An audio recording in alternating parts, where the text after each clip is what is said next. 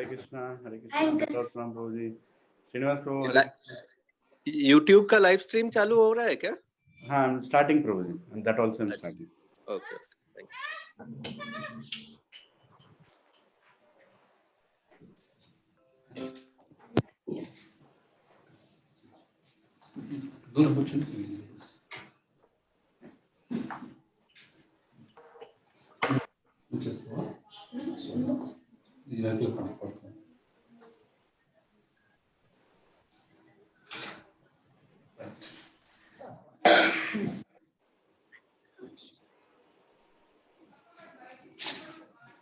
Hare Krishna.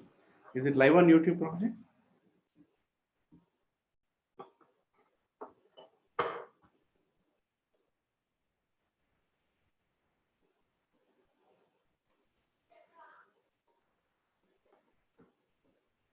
Hare Krishna, how are you?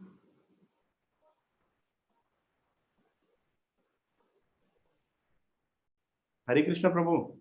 Prabhuji. Hi, ఎలా ఉన్నారు? బాగున్నా మీ అమ్మాయి కూడా చూస్తున్నది. Yeah, she joined it. Hari bol. Few minutes Prabhuji, just tell on few things. Absolutely no problem, Prabhuji.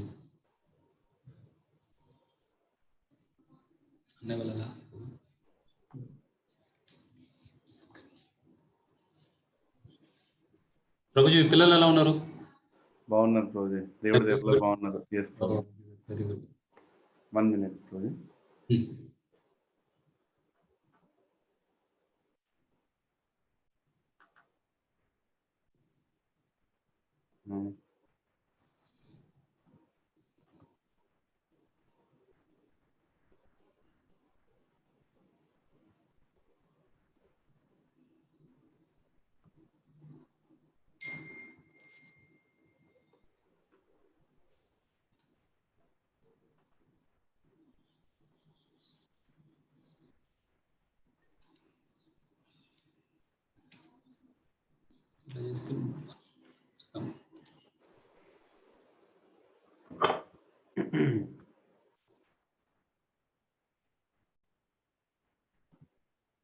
Hare Krishna. Thank you everyone for joining. We'll just start with some Kirtan Prabhuji.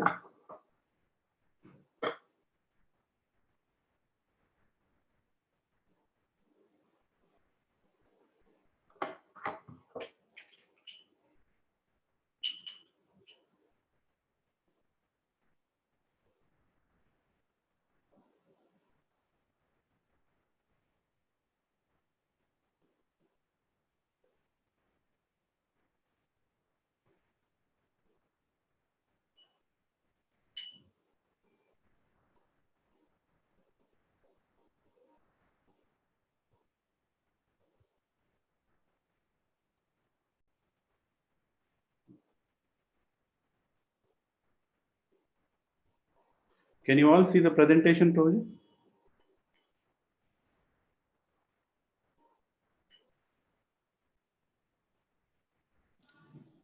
Yes, Prabhuji. Yes. Okay.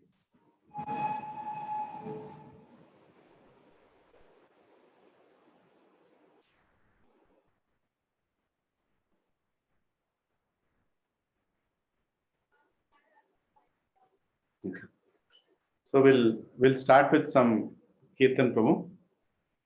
This is Vibhavari Sesha Kirtan. It's about waking up the God in the morning.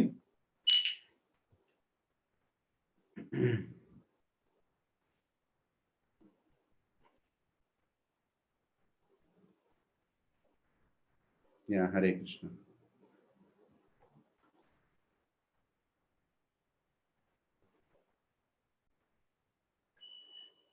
Hare Krishna. So, good morning all. I'm very grateful that you all have come. Please accept my humble obeisances. We will start today's session by starting with the Kirtan. By taking God's names, we will start today's SSR session. So this Kirtan you already sung in the past. Since this is a video call, I don't know how to do it like a bhajan style. But once I sing, you can also sing from there. But you can keep all your phones on mute so that there is no echo. I'll just mute everybody. I'm able to do that from here, and we'll get started. So I'm sharing the bhajan so you all can sing. Hare Krishna. Vibhavarisesha Aloka Pravesha Nidrachari Utho Jiva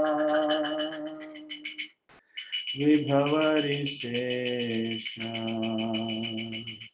Aloka Pravesha Nidrachari Utho Jiva Bolo Hari Hari Mukunda Murari Rama Krishna Hayagriva Bolo Hari Hari Mukunda Murari Rama Krishna Hayagriva Vibhavarisesha Aloka Pravesha Nidrachari Utho Jiva Vibhavarisesha Aloka Pravesha Nidrachari Utho Jiva Bolo Hari Hari Mukunda Murari Rama Krishna Hayagriva Bolo Hari Hari Mukunda Murari Rama Krishna Hayagriva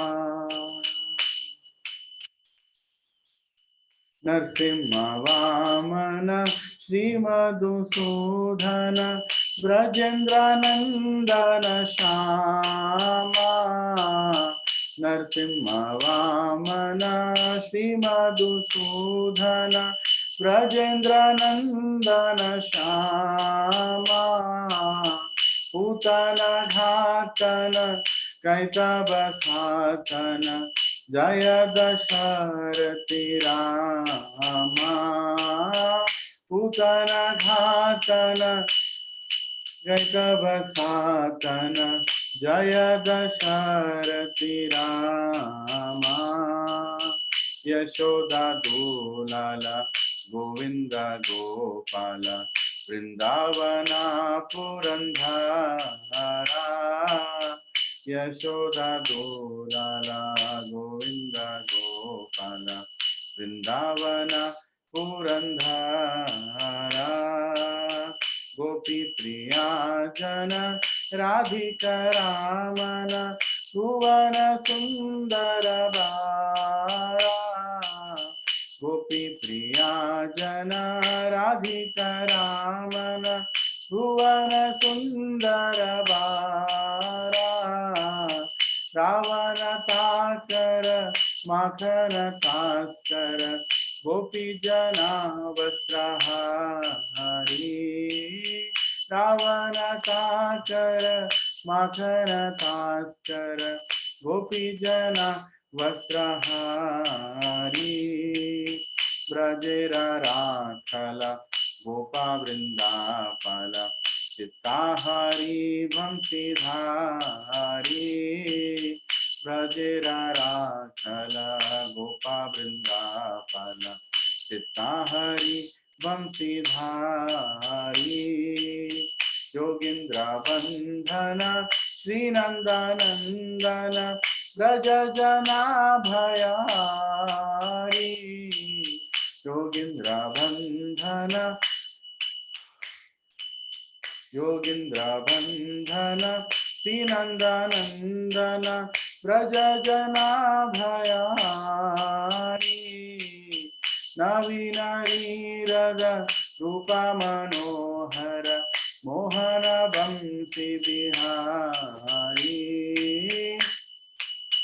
Navina Nirada Rupa Manohara Mohana Vamsi Bihari Yashodanandana Kamsani Sudhana Nikunjara Savilasi Yashodanandan कंसानिसूदन निकुंज रास विलासी कदम्ब कानन रसपरायण वृंदाविपीन निवासी कदम्ब कानन रसपरायण वृंदाविपीन निवासी आनंदवर्धन प्रेमानिकेतन कुलशरा जोजक कामा आनंदवर्धन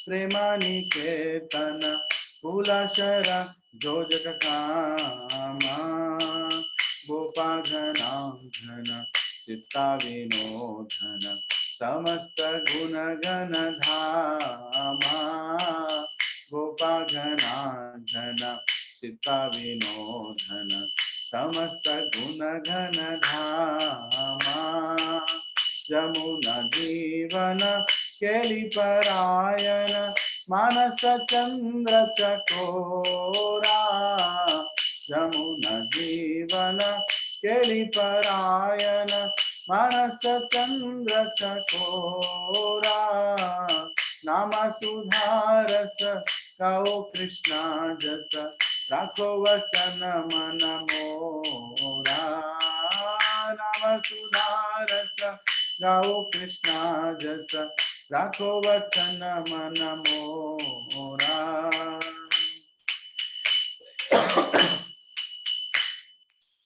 नाम सुधारस गाओ कृष्णा जस राखो वचन मन मोरा नाम सुधारस गाओ कृष्णा जस राखो वचन मन मोरा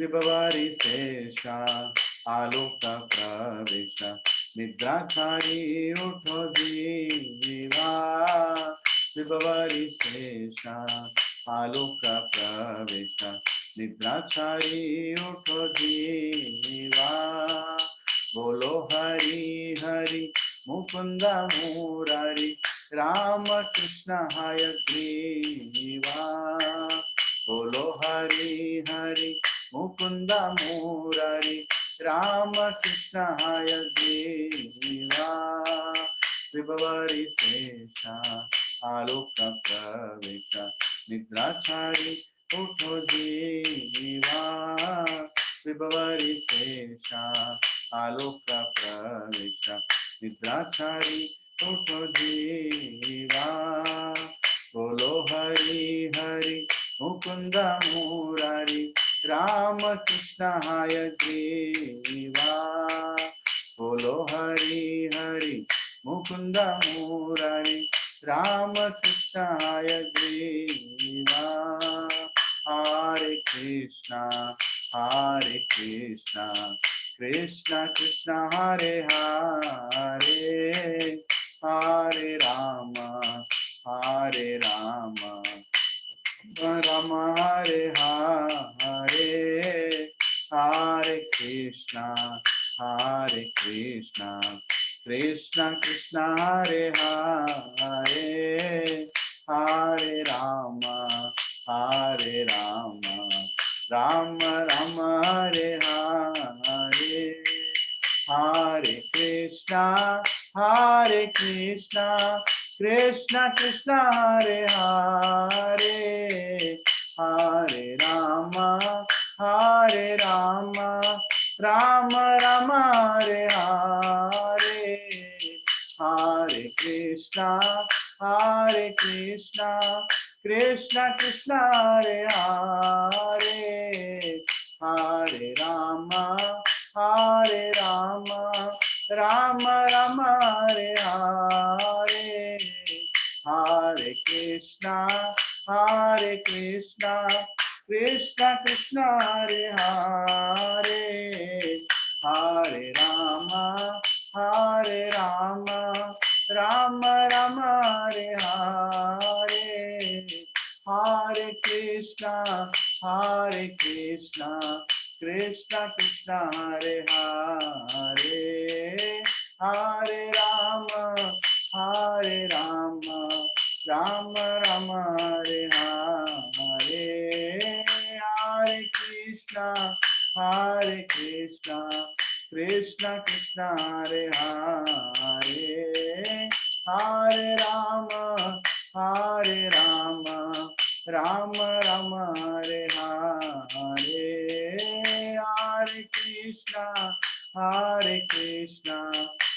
Krishna Krishna Hare Hare, Hare Rama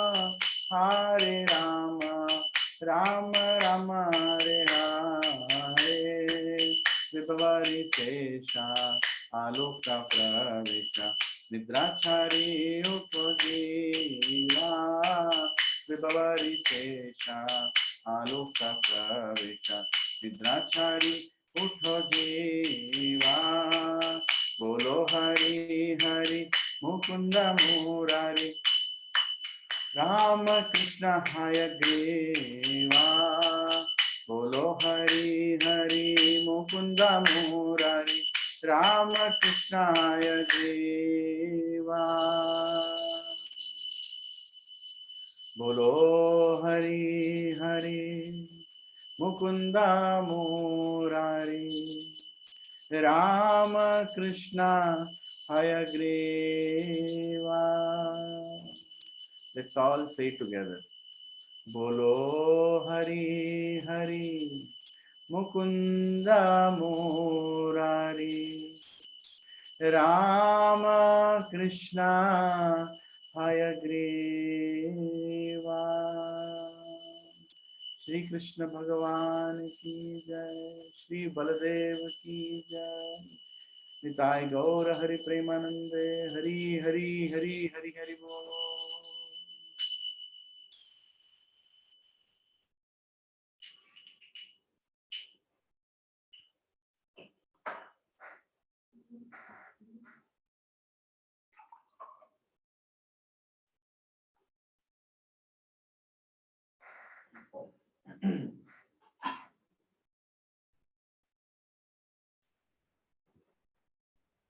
Hare Krishna. I hope you all enjoyed the Kirtan, and please sing Harinam Kirtan every day in home. You know, that gives a lot of freshness in our consciousness and a lot of shelter of God also. So with that said, we can start today's class. Let me see if I've opened the presentation. Give me 1 minute.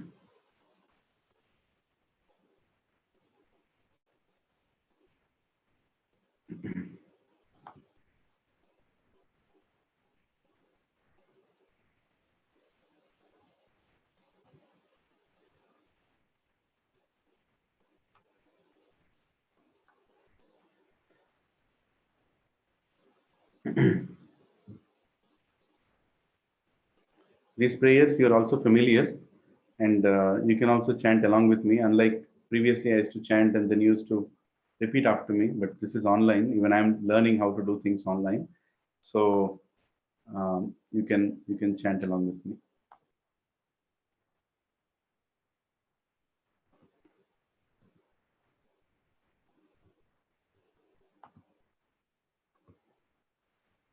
Om Ajnantimirandasya Jnananjanashalakaya Chakshurum Militam Yena Tasmai Shri Gurave Namaha.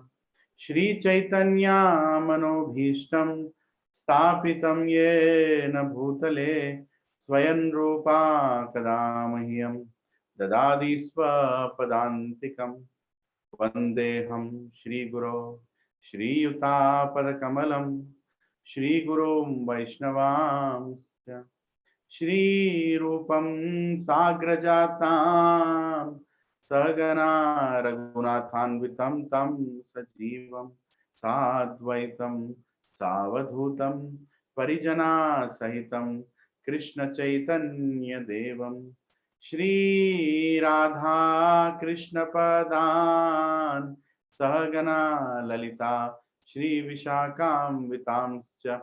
He Krishna Karuna Sindho Deenabandho Jagatpate Gopesha Gopika Kanta Radha Kanta Namostute Tapta Kanchana Gaurangi Radhe Vrindavaneshwari Vrishabhanu Sute Devi Pranamami Hari Priye Vancha Kalpatarubhyascha Kripa Sindhobhya eva cha Patitanam Pavanebhyo Vaishnavebhyo Namo Namaha. Jai Shri Krishna Chaitanya प्रभो नित्यानंद श्री अद्वैत गदाधार श्रीवासादि गौर भक्त वृंद। हरे कृष्णा कृष्णा कृष्णा हरे हरे, हरे Ram Ram Ram Hare Hare. Let's loudly chant together.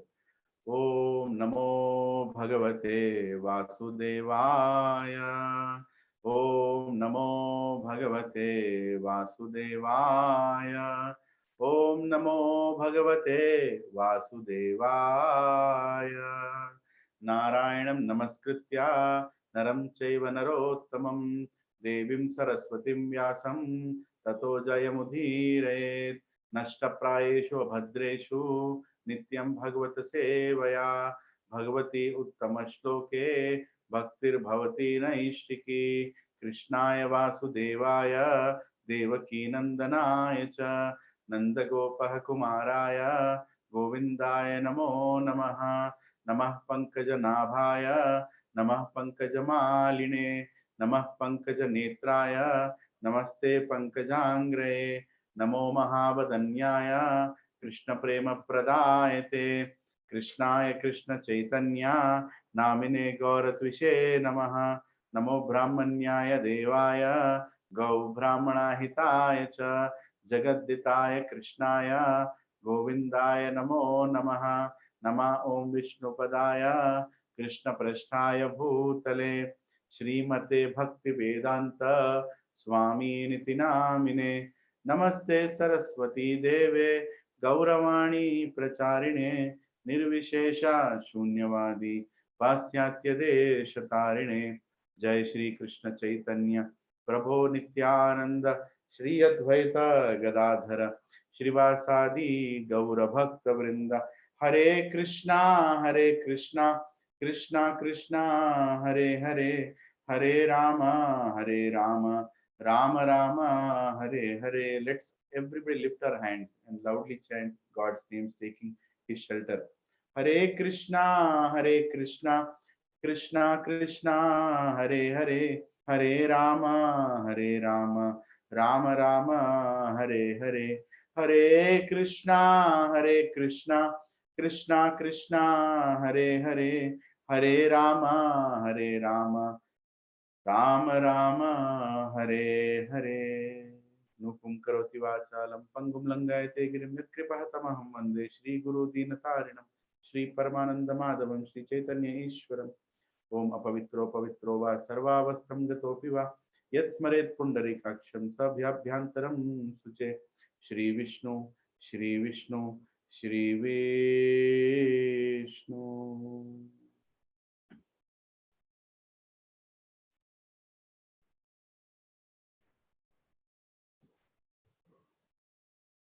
Hare Krishna. Welcome all to today's session. Previously, we were doing science of self-realization. There has been a gap, close to I think 7 to 8 weeks of gap. We had before that we had finished the session 1 of science of self-realization course. Basically, science of self-realization course is a prelude to Bhagavad Gita, which introduces you to Bhagavad Gita, some concepts of Bhagavad Gita, before we actually get into the study of Bhagavad Gita. So right now, this group, that is your group that I'm trying to share this knowledge with, is kind of new to Bhagavad Gita. That's what you all have told me. Maybe some of you are very knowledgeable already in Bhagavad Gita. But this course, Science of Self-Realization, is to set a good introduction to the basic concepts that Lord Krishna is going to speak in Bhagavad Gita. So in the first session, we dealt with what is the difference between an animal and a human. And we discussed about human is better than an animal because he knows how to perform dharma. We talked about ahara nidra bhaya maitunam cha samanya datat pashu naranam dharme hi eko adhiko vishesho dharme hi na pashu samana, which means that there is so much that humans and animals can do together the same things, that is eating, mating, sleeping, and defending. But there is one thing that humans can do, that is to inquire about God and make their way clear to go back to God. So that is something that is special. And we also discussed about the main 4 problems of life, which is given by Lord Krishna himself in Bhagavad Gita. Janma Mrityu Jara Vyadhi Dukkha Doshanu Dharshan. That is birth, old age, disease, and death are the main four problems of life. Why do we call them as main four problems of life? Is because no one wants it, no one can avoid it, and no one. What was the third one? I forgot. So no one wants it, no one can avoid it, and nobody can. Wait a second. Maybe I don't know. Today morning, so there are three criteria mainly. No one wants it, no one can avoid it.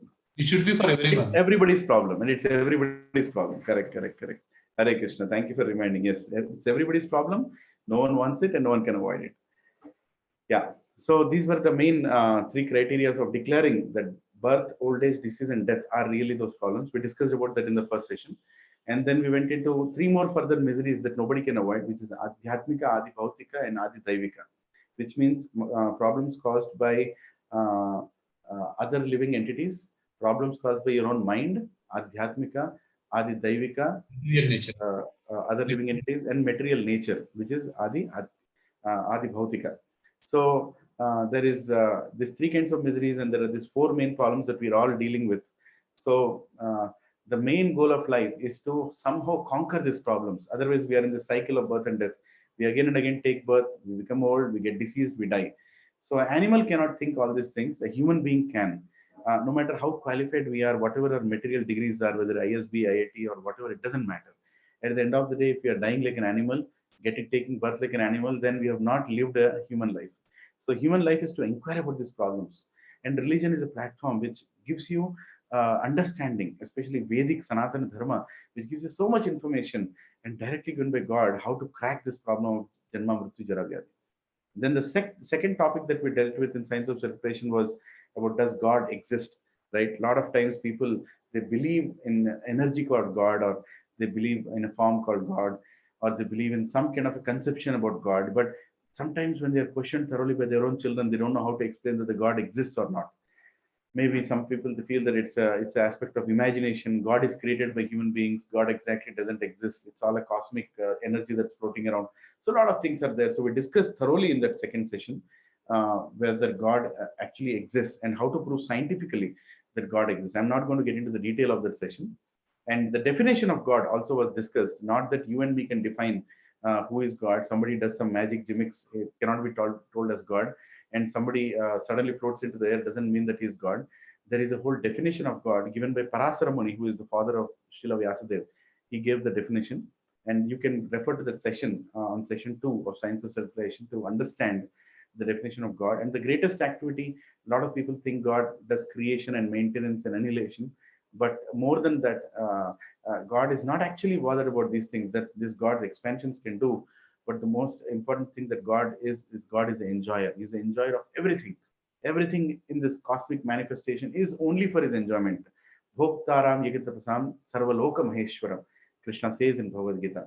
And he also says, Aham Sarvasva Prabho Matta Sarvam Pravartate Itimatva Bhajante Mam Buddha Bhava Samanvita. So he's explaining that I am the source of all material and spiritual worlds. From me, everything emanates.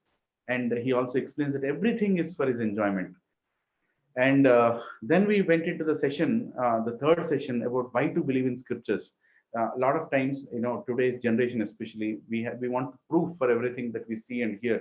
So we discussed about how do we prove that whatever scriptures told are actually true in the past, true in the present, and also true in the future. We had tremendous number of examples. So you have to actually go through those sessions. We can't repeat everything here. And then we went into the fourth session, which is called as modes of material nature. Actually, today's session was going to be modes of material nature, but I felt it's a little dry subject, whereby we already discussed half of it. And I feel that we can continue that maybe the next week or the following week. This week, let us take it back to something interesting. This is actually the sixth session of Science of Self-Revelation. Who is God? Who am I? I have directly come to sixth session, but after this Who am I session, I don't know if we can finish it in one session today, or it might take two sessions. But after Who am I, we'll go back to the fifth session, which is actually how to acquire spiritual knowledge. And it also has something called as 4 pillars of Dharma. We'll also discuss that. And then we'll also go back to the modes of material nature and also finish it off so that we are completing one by one session. So this is where we stand.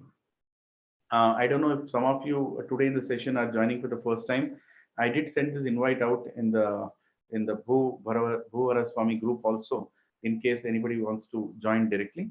At this point, if anybody has any questions, you can please tell me, and I can try to answer. Maybe I'll just give like 5 minutes. So anybody has any question of as of now. I'll get some water as well. You can speak out, you can unmute yourself and speak the question.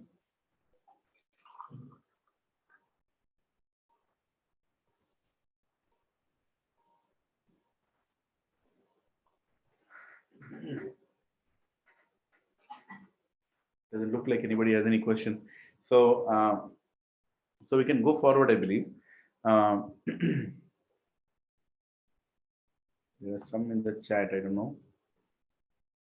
We are watching on YouTube. Okay, it's fine.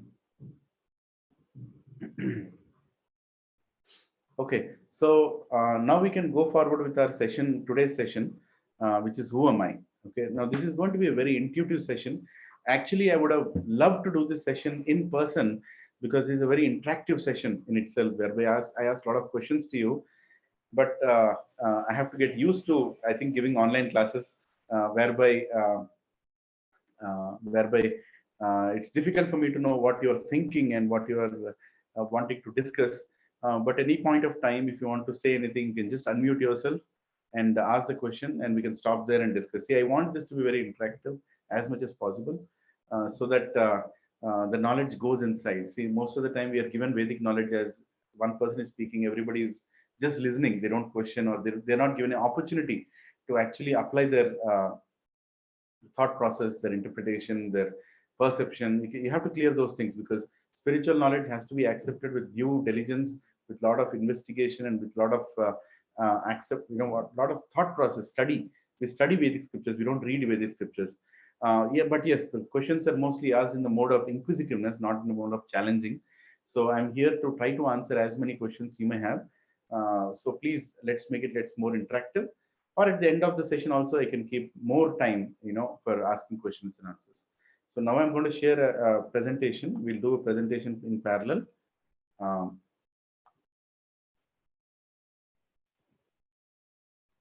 Okay. Yes. I hope that you're able to see the presentation here. So it is called Who Am I? Basic concept, the science of soul is what is it called. So what am I? If I ask this question to any of you, what you are, I don't know what comes to your mind. Just think about it. If somebody comes and asks, who are you? So what comes to your mind? A lot of times, people have answers like, I'm a doctor, I'm a teacher. Like I can share the slide again. Like normally the answers can be like, wait a second. I don't know why like I'm a doctor, I'm a teacher, I'm a dancer, I'm a manager. You can see that person in the right, holding so many people, getting the work done, right? So these are the questions that these are the normal answers. Typically, a normal person tries to introduce himself by looking at all these professions that he does. I'm from security, or I'm a man, I'm a woman. These are the things that normally people say. But here in Bhagavad Gita, in 2nd chapter, 12th shloka, Krishna is giving a different interpretation of who we are. Just if you can even repeat after me. Natve vayam jatunasam, natve vayam jatunasam, natvam neme janadipa, natvam neme janadipa, na chaivana bhavishyamaha, na chaivana bhavishyamaha, sarve vayam atah param, sarve vayam atah param. So repeat the translation also, we'll do it together. Never was there a time when I did not exist, nor you, nor all these kings, nor in the future shall any of us cease to be. Right? So this is the shloka that Krishna is speaking at the very beginning of Bhagavad Gita. And at the very beginning is saying this particular shloka. So he's saying, Natvayam jatunasam natvam neme janadipa, na chaivana bhavishyamaha sarve vayata param. He's saying there was never a time you did not exist. There is never a time I did not exist. So which means, who are we? Is it possible that there was never a time that we did not exist? Does it mean how old are we? Normally on our birthday or some occasions we are asked the question, hey, how old are you, right? So immediately we say, I am 43 years old, like I am 43 years old.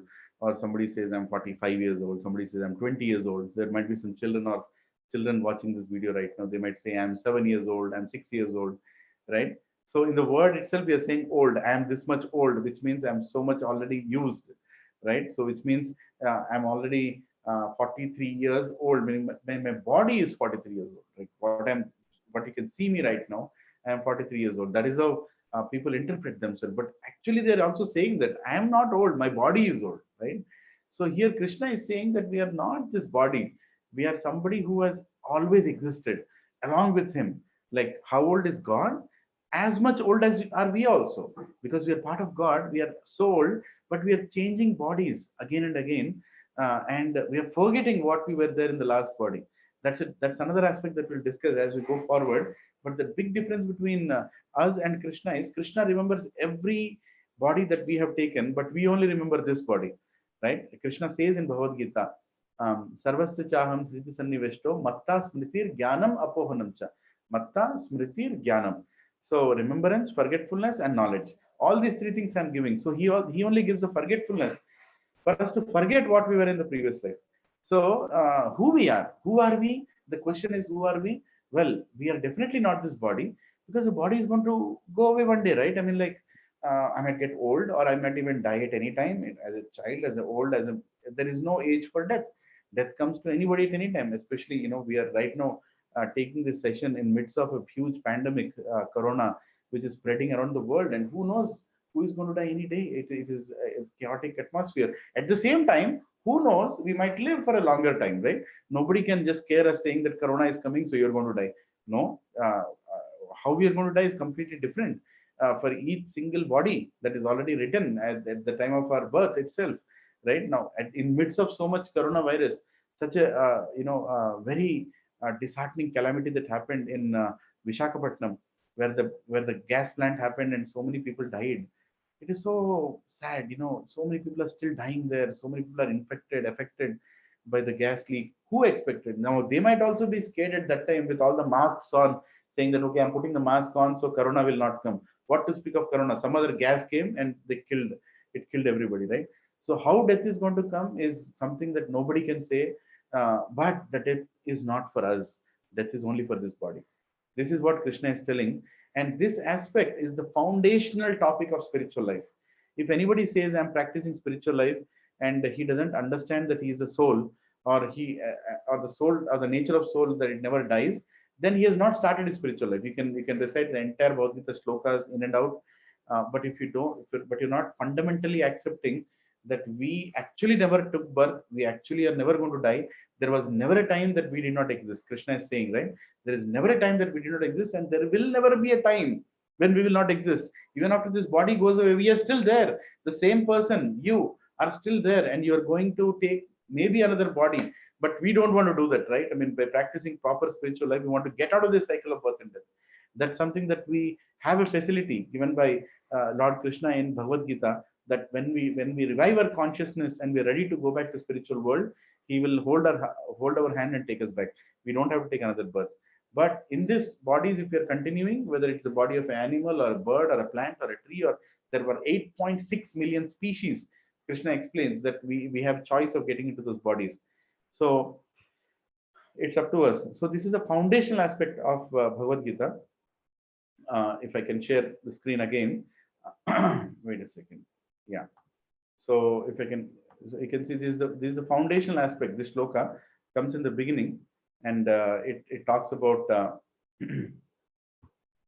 Bhagavad Gita teaches us that we are not this temporary body and we are the eternal soul, right? So this is the foundational aspect. When we say foundational aspect, a lot of times we say that, okay, we hear this, we heard this, we know this.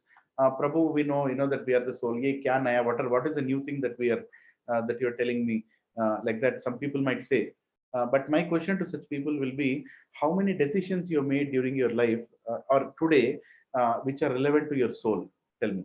How many decisions you made yesterday which are relevant to your soul? How many decisions are only clearly relating to your body. What kind of life are we leading? Are we leading a soul conscious life, or we are leading a body conscious life? This is what determines your understanding. See, once Srila Prabhupada, the founder Acharya of International Society for Krishna Consciousness, he used to give so many lectures wherever he used to go. And in every lecture, he used to say, Aham Brahmasmi, I am not this body, I am the spirit soul, I am part of Krishna. Like that, whenever he used to say, once one disciple got up and he said, Prabhupada, why are you repeating the same point again and again? You have told this yesterday also, even today also, you told it 3 times. Again, why are you repeating? Then Prabhupada told, the problem is you're not listening. Prabhupada told, you're not listening.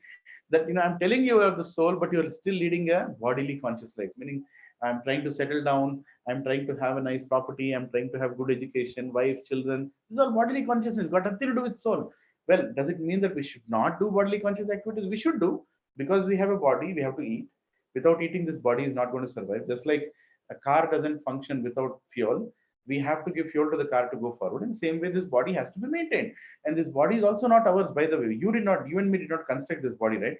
It's not like we came out of the womb of our mother and our parents took our hands and fitted us here and our head here, and everything has been fitted, and then we came to life. No, we have come like this, ready made, out of our mother's womb, and without even our knowledge, we are growing. And now I have gray hair also here. I was not having gray hair like few years back, right?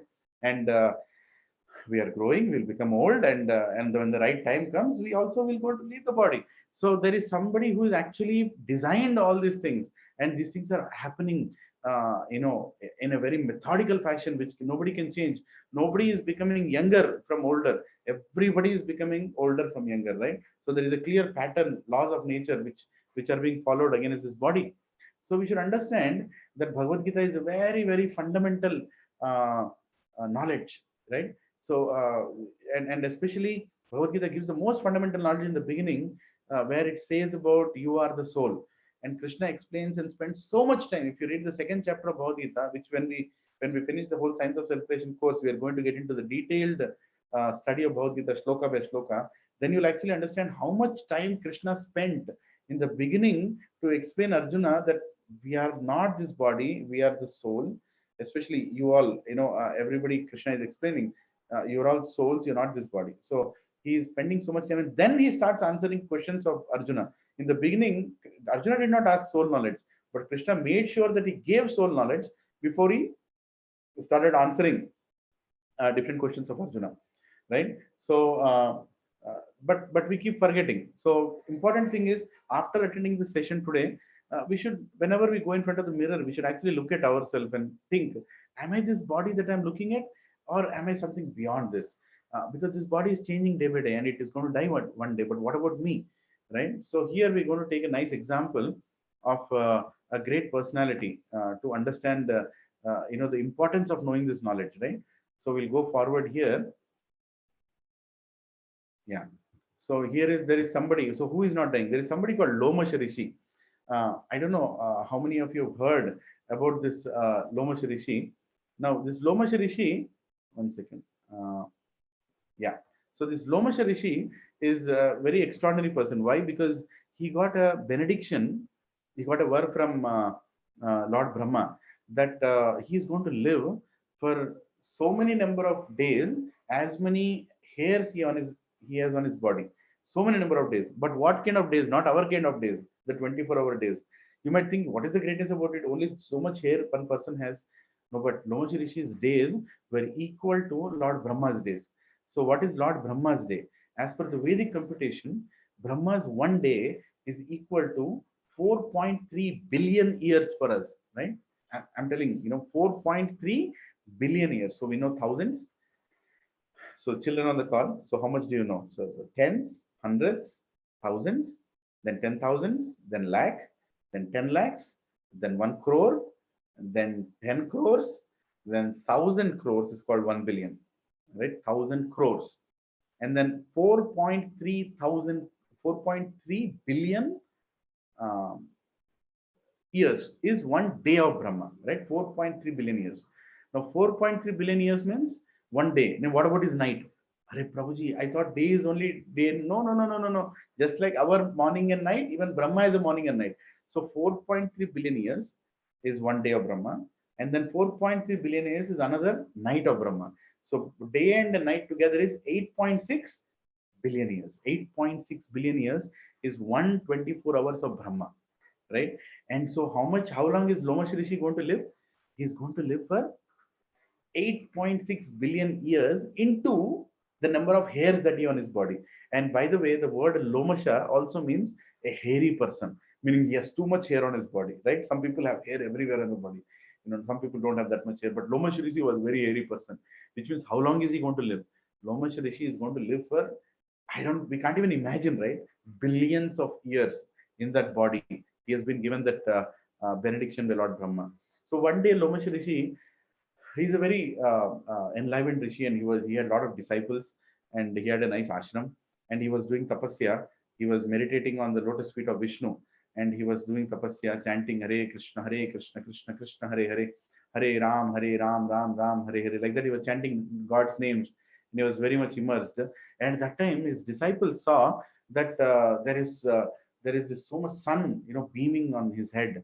But hey, I think we should build something for our guru, because he's sitting in the sun, and sun rays are so hot. We should build a small hut for him. So Lomash Rishi's disciples, they went and they started building this hut around him, right? So at that time there was some sound that they made, and suddenly Lomash Rishi opened his eyes. Hey, what are you doing? Why are you building this hut? Who asked you to build this hut? And then the disciples started telling, oh, Guru Maharaj, no, we are just building this hut because there is so much sun. We want to just take care of you. We want to make sure that you're comfortable. And then Lomash Rishi said, you fools, what are you doing? You're wasting time, he told. Huh?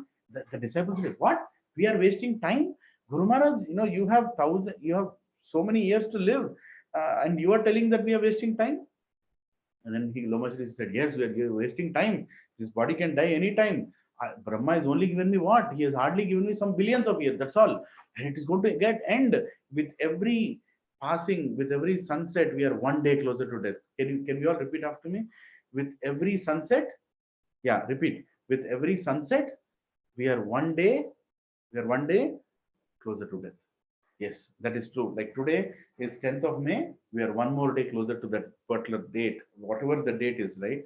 We don't know the date, what we are going to die with, but we have to leave this body one day, right? So Lomash Rishi is telling this. What does it mean for us, right? Let me share the slide again. So what we discussed so far about Lomash Rishi. So Lomash Rishi, as I told, is this person, and one hair is after one day of Brahma. So 4.3 billion years, he was a hairy person.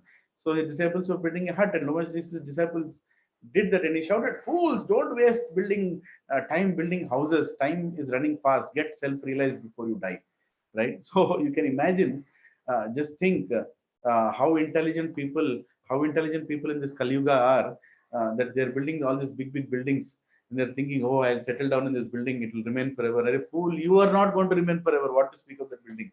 You don't know when your full stop is, when your period is, right? And you are going to die one day. So what are you trying to accumulate here? All these building structures, plots, dams, bridges, they're all not going to remain. And more importantly, even if they remain for some more time, you're not going to remain. So why waste your time on all these things? We should have one house to live, one shelter, some clothes to wear, and a decent education which can make us count and lead our lives, and a satisfied life where we have more time for self-realization and chanting the holy names of God, than to miss the whole goal of life, right? The goal of life is definitely not to accumulate properties and leave it for our children and grandchildren. A lot of people today, especially old people who are not oriented spiritually, they say that they're very proud. Oh, I have left this much property for my grandson. I have left this much fixed deposit for my granddaughter. Who cares what you have left? You have missed the boat. The whole purpose of life you have missed. That is what scriptures say. Yes, we should leave something for our grandchildren and grandsons. It's not wrong, but that is not the goal of life. You should understand. The goal of life is completely different. The goal of life is to develop love towards God and to realize who is God and to become a perfect servant of God so we can go back to God. That is the goal of life for a human being, which only a human being gets in this life. So here Lomash Rishi is telling us not to waste any more time, because we are not this body, we are the soul, and the body we can leave the body anytime. So before this body leaves us, let us become very, very spiritually conscious. Now, furthermore, I'm sure you also heard about the story of Yudhishthir, right? Yudhishthir Maharaj uh, in Mahabharat, the Yaksha Prashnas is very, very famous episode in Mahabharat, where when all the Pandavas died drinking the water, Yudhishthir Maharaj was still alive, and he gave all the answers to the Yaksha. Just one second, I'll have a little water.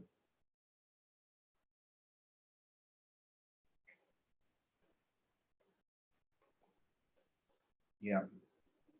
So Yudhishthir Maharaj gave so many answers to Yaksha, and there Yaksha asked many things. Like he asked, "What is the heaviest thing on this planet?"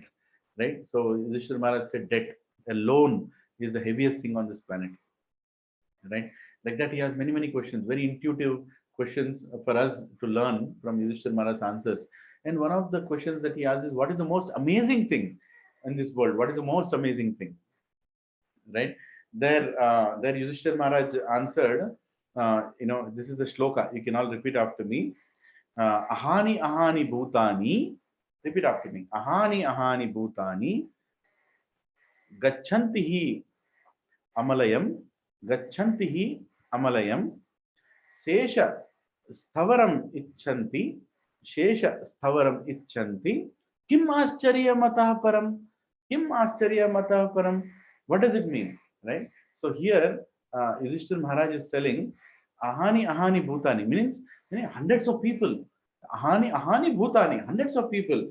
Gachanti hi kalevaram, everyone is dying, right? Gachanti, everybody is dying, they are leaving, everybody is dying. And sesha stavaram icchanti, remaining ones think that they are permanent and will not die. Right? So isn't it amazing? People who are remaining, they are thinking that they are not going to die, even though they are seeing hundreds of people dying. So Kim Ascharya Mata Param, no one is preparing for such death, which is so obvious. Right? So Yudhishthira Maharaj is saying, nobody is preparing for that death. Everybody is saying, oh, anyway, it is going to come one day. What is there to prepare? He is dying. He is dying. I might also die. Or maybe I will not die. You know what? Everybody will die, but I will remain like this only. No. So that is the most amazing thing, which is called the Shakti of Maya, the illusion that we are choosing to live with, right?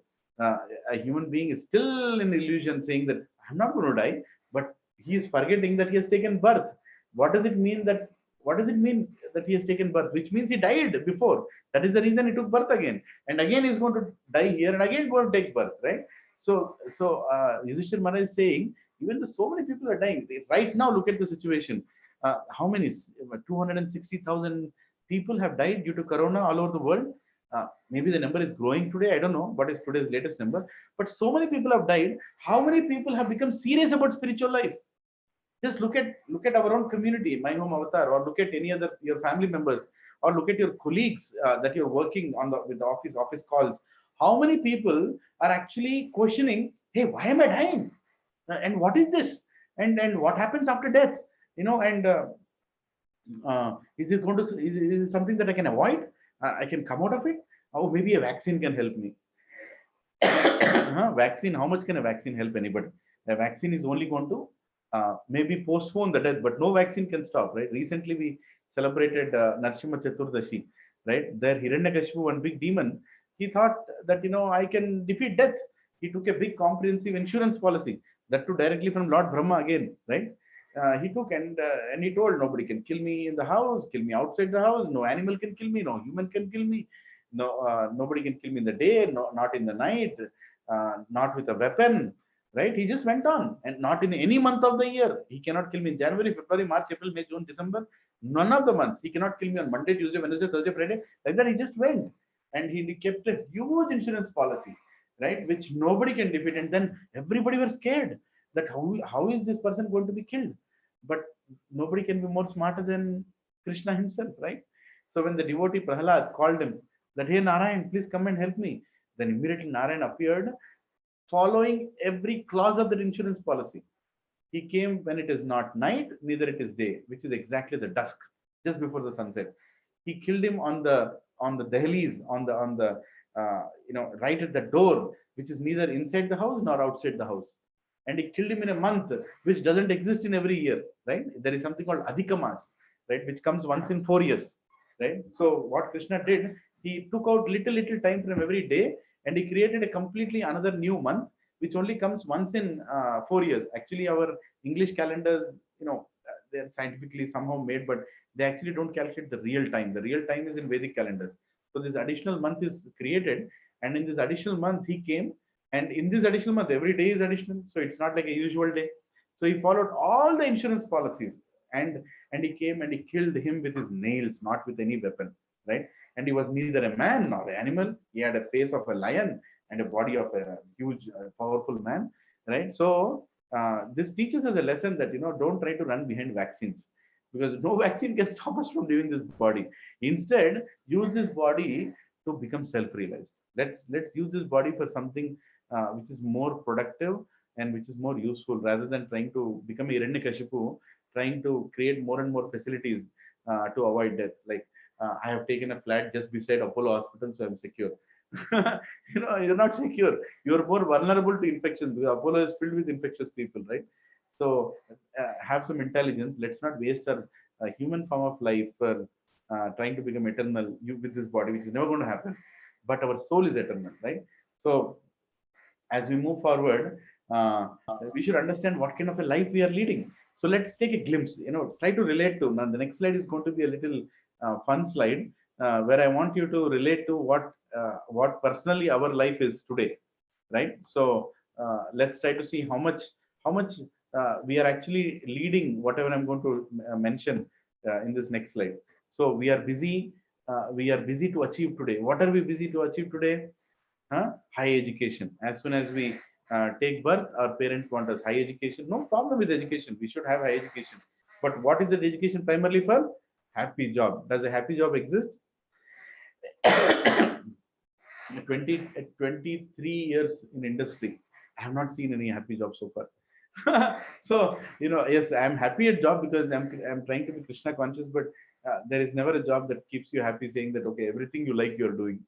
And then fat paycheck, money that is so sufficient. Is money anytime sufficient? It is never sufficient.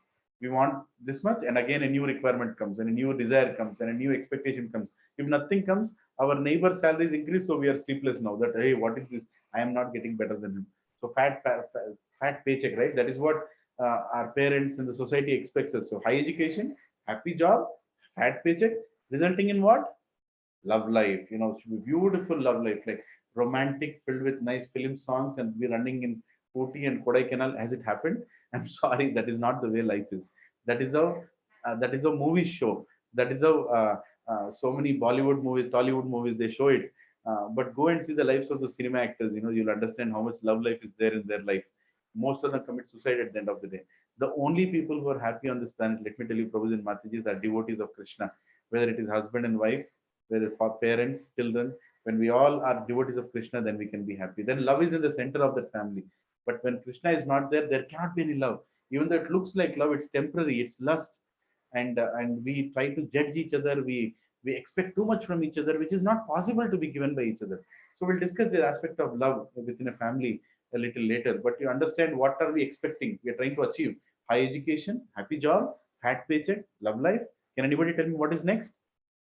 Perfect family, like a Colgate smile. Have you seen any such family here? I've been searching for such family, but I'll tell you, I've seen one such family in Krishna consciousness, which is why I have also come to Krishna consciousness. And what is next? Best home loan deal, 3 bedroom flat, 2 bedroom flat, 5 bedroom villa, whatever you call. This is what people want. And then what? Best home in the whole locality. And then what? Largest wardrobe. I want the most number of clothes, right? And then what? Biggest fridge. Even a dead body can be fit inside, right? Biggest fridge people want. And then they want super gym, not only outside, inside the house also. Then they invest so much on home theater system.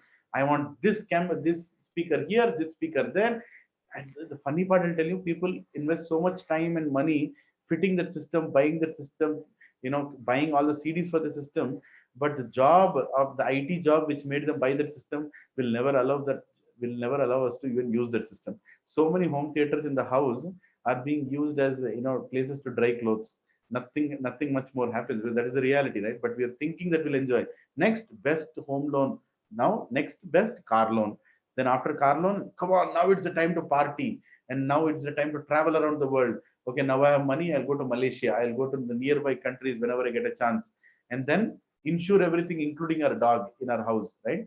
And then finally retire. We have to have a retirement plan. And then you say, relax and retire and die, right? So don't you think this is the kind of materialistic planning that everybody today are doing outside? Did I miss anything here? But the question is, are you seriously dreaming all this? False promises we are busy to achieve today. These are all false promises. Prabhus and Matajis, none of these things are actually exist. These are the things that this material world, the advertisement agencies are creating in our heads. Nothing like this exists. Because what is the biggest problem in life? Janma, Mrityu, Jara, Vyadhi. When these four things are there, how do you think you can enjoy all these things? It is not possible. No matter how much you feel that you are settled, no matter how much you feel that you have achieved a lot of things in life, but when you have these main four problems in life, you cannot be happy in any house. Today, just look at the situation, Mati. This is a very good situation to give as an example. Coronavirus is there everywhere outside. You are living in a villa, a 5-bedroom villa with central air conditioned. You think you're free of fear? You are more scared. Who will come into the house? And bigger the house, no housemaids. Today there is no housemaid in any villa. Everybody have to wash their vessels and clothes. Now the bigger the villa, the bigger the amount of area to wash and clean, isn't it? The smaller the house. The other day I was thinking I should have just bought a 2-bedroom flat in my home avatar. It would have been life would have been so simple, At least one less room to sweep and clean. So we have to think: are we burdening ourselves with more? And can we really be comfortable and happy and achieve what we are planning for? No, in this material world you cannot. It is not possible, because the definition of this material world given by Lord Krishna is, repeat after me, dukkhalayam. Dukkhalayam, repeat after me, dukkhalayam ashashvatam. Say it, ashashvatam. Dukkhalayam means what? A place filled with misery. Ashashvatam means what? Temporary. So let us take the first word, dukkhalayam. Dukkhalayam means dukkha alaya. Let's take another word, vidyalaya means what? Vidya alaya, a place where education is existing. Or bhojanalaya means a place where people get food, right? Or grandhalaya means library, where you get a lot of books. Now dukkhalaya means what? Oh my God, Prabhuji, you just told vidyalaya, that was good. Grandhalaya, that was good. But what is dukkhalaya? Dukkhalaya means our planet. Dukkhalaya, this is the definition of this world. Here you're only going to find misery. You're not going to find happiness here. Even if you find happiness, that will be a time gap between two miseries. That's all. Here I'm suffering, and I'm in between happy. Very nice. Then again I'm suffering, and again I'm going to laugh and die. So this is what is going to happen. You're not going to find happiness here. And a lot of times people get compromised with this. That's okay, Prabhu, what to do? Sometimes we are happy, sometimes we are not happy, but we should learn to live like that. Kabhi khushi kabhi gam tararam pam pam. Kabhi aise geet gaya karo. This song is very nice, right? But the song is keeping you further in illusion. We are not used to being in misery. Nobody plans his day with misery, right? We're all planning with happiness only. Like today, while attending this session, also we felt, okay, Prabhuji is going to tell me something which will make me happy. Ultimately, a soul is always looking for happiness. Such is Ananda. Our nature is to be happy. Ananda is part of our soul. But we are forced to accept miseries and temporary things, right? Our family is temporary. Our body is temporary. This building is temporary. This entire planet is temporary.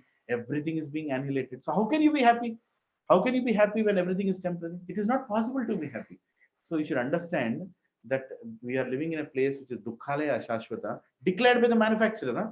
I mean, not by you and me or somebody. This is declared by the manufacturer of this place. Aham sarvasva prabho matta sarvam pravartate. Meaning what? For example, if you go and buy a washing machine, say you're going to Reliance Digital to buy washing machine, and then you go and touch that washing machine, you get a shock. What is this shock is coming? And then the salesperson comes and says, sir, sometimes this particular model gives shock, right? Are you going to argue with that salesperson? Hey, what is this you're speaking? How can you sell machine? No, you have to just agree. He's telling very clearly that this washing machine is 20,000 rupees. This another washing machine is 40,000 rupees. This 20,000 rupee machine, sometimes it has a problem. It gives mild shock that is not dangerous, but because of the water overflow, and sometimes the shock will come. So the manufacturer has given that this is going to happen. So it is going to happen no matter you argue or not. So in the same way, even this planet, this whole cosmic manifestation which is given, is tagged by Krishna saying this is dukkhalaya ashashvata. Everything here is temporary and everything here is filled with misery. So we should understand that planning for happiness here is like searching for something that doesn't exist, right? Or even if it comes, it is temporary. So does it mean we should now go into depression? Oh my God, where did I fall? No, we don't need to do all that. We should know how we should utilize this planet, utilize the situation to serve God. And when you serve God, you find that happiness again. Because if there is no happiness, why would I conduct Bhagavad Gita classes? I'm enjoying life because I'm able to serve Krishna. Otherwise, there is no enjoyment. I have realized that very clearly. If you're not serving Krishna, you're serving Maya. There is nothing in between Krishna and Maya. So we have to decide whom to serve. When we serve Maya, Maya calls us back again and again here. When we serve Krishna, Krishna says, you'll never come back here. What is that shloka? Janma karma chame divyam evam yo iti tattvataha tyaktya deham punarjanma naiti mameti. So Arjuna. Naiti mameti. So Arjuna is saying punarjanma is not there. So he's very clear about his mandate, so we should learn, we should know what we are. First of all, who are we? We are this body? No, definitely not this body, but we are the soul, right? So we should understand this. Now we'll go forward with the next level of how do we accept that we are the soul. Now, till now, Prabhus, a lot of people, they say that, okay, Prabhu, you are the soul, you are the soul, you are the soul. But do we really believe that we are the soul? How to prove scientifically that we are the soul, right? Let us, do we want to do this? Something scientifically. So tomorrow, if you want to explain your children or somebody outside that you are the soul, hey, how do you prove? Show me that where is your soul? Can you show me the soul? Like that, if people challenge you, you should be able to scientifically give them an answer that yes, this is how we can prove that we are the soul, right? So the next few slides, we are going to spend time and try to explain how do we prove scientifically that we are the soul. So we're going forward here. Yes. So here, proof of existence of soul. Number one is common sense, right? Even through common sense, you can understand that you are not this body, but you are the soul. For example, if someone dies, what do people cry when someone dies? Have you seen people crying? What do they cry for? Many times, unfortunately, when somebody dies and we go to the funeral, what do they cry? Oh, he has left me. He has left me. He was here. He left me. Who has left? The body is still there, right? Why are you crying? No. He has left. But you can go to the person. Oh, who has left? If you are telling that this body is him, then the body is still there. The dead body is there. Why are you crying? No. You're not understanding. Actually, the person in him has left. So sometimes people don't believe there is soul or not, but they definitely agree at the time of death that the person who has left is actually the soul, and what is left is just the body, right? That is common sense, right? Which is not common. It's a very famous saying. But what makes the body untouchable, right? Right after death, body becomes untouchable. I'll tell you a story of a person. He and his wife, they stayed together for like 60 years of marriage, and one day that person died, and his wife told his relatives, you stay out, I'll stay outside, but somebody has to stay inside the house with the dead body throughout the night, because in the night we don't do funerals. So there is a lamp that is kept beside the body of the husband, and she was telling, "Can you go and stay inside with my husband's body?" And the person, "Hey, what is this? You stayed with your husband for 60 years. 60 years you slept beside him. You had a big family. You had grandchildren, children. What is the big? Can't you sit beside with him? This is the last time you're going to spend time with him as his body." She said, "No. I don't want to spend time there. He's dead. He's already gone. What is there inside is somebody different." She told, "What? That body is your husband's body." No. My husband is already gone. What is there inside is some body. I'm not very comfortable staying there. Can you imagine? Suddenly the body becomes untouchable. And somebody is not acceptable as the same thing. Now, if you look at in America, we used to live sometime. I lived in America for some time there. There these big mansions, five bedroom, 6 bedroom houses. One of my friends used to live in relatives used to live in New Jersey. I forgot the exact place name, but he used to live in a huge mansion. They're like 6 bedrooms with again basement also. So basement is as big as the whole house again, and then there is first floor. That's 6 bedrooms. Ground floor has some bedrooms, big kitchen, everything. And he had only 2 children, small children, and they all used to live in one room. When they sleep in the night, the small children and the husband and wife, they all sleep in one room only. So, so these people, they lived in these big houses, but they don't realize how much really they need this particular thing. right? So the reason I took up this example is his main bedroom. His main bedroom had a huge mattress. The mattress size was like really, really big. I don't know if you've seen those mattresses. They have not come to India yet, but in America you have these mattresses which are like 3 feet thick, 2 feet thick, like that kind of mattresses. So you jump on them, you keep jumping all the time, or they're just made with so much whatever technology you call it.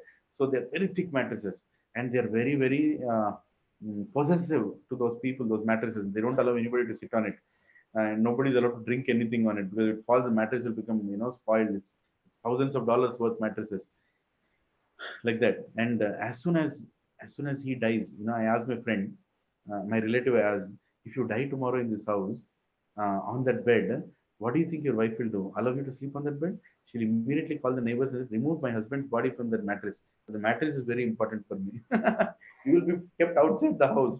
Your dead body is never kept. Even in Vedic tradition, you might be the owner of this entire mansion, right?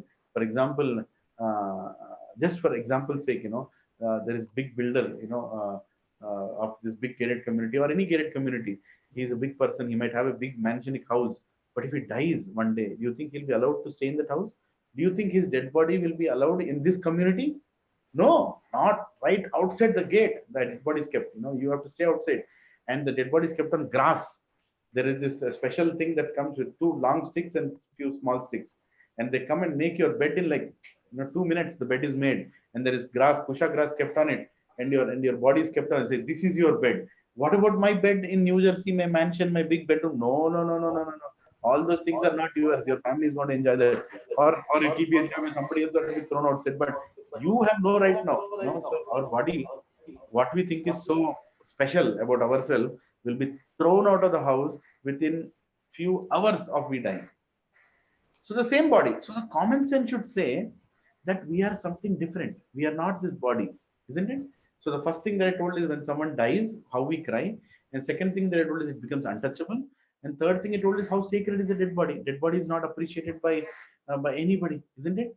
So if you look at even by common sense, right? The common sense, people don't accept that we are this body. Like when you cry or when somebody cries, it's absolutely not a sacred thing. So through common sense, you can tell people that you yourself know that actually you're not this body. Then the another way of intuitive understanding. Now, intuitive understanding is very simple, right? You have to just introspect by putting some example. Let me ask. Everybody, look at your hand. In your house right now. Look at your left hand. Look at your left hand's palm. Just look at it properly. Now tell me, whose hand is this? I asked the question, right? Yeah, you have to answer me. Whose hand is this? You can answer to your person sitting beside you, watching this video right now. Whose hand is this? What did you tell? It's my hand, right? It's my hand. Yeah. So whose head is this? It's my head. We say that. Whose nose is this? It's my nose, isn't it? Whose body is this? It's my body, isn't it? So who are you? Simple. If this is your hand, then who are you? It's your hand. I know it's your hand. But who are you? Whose body is this?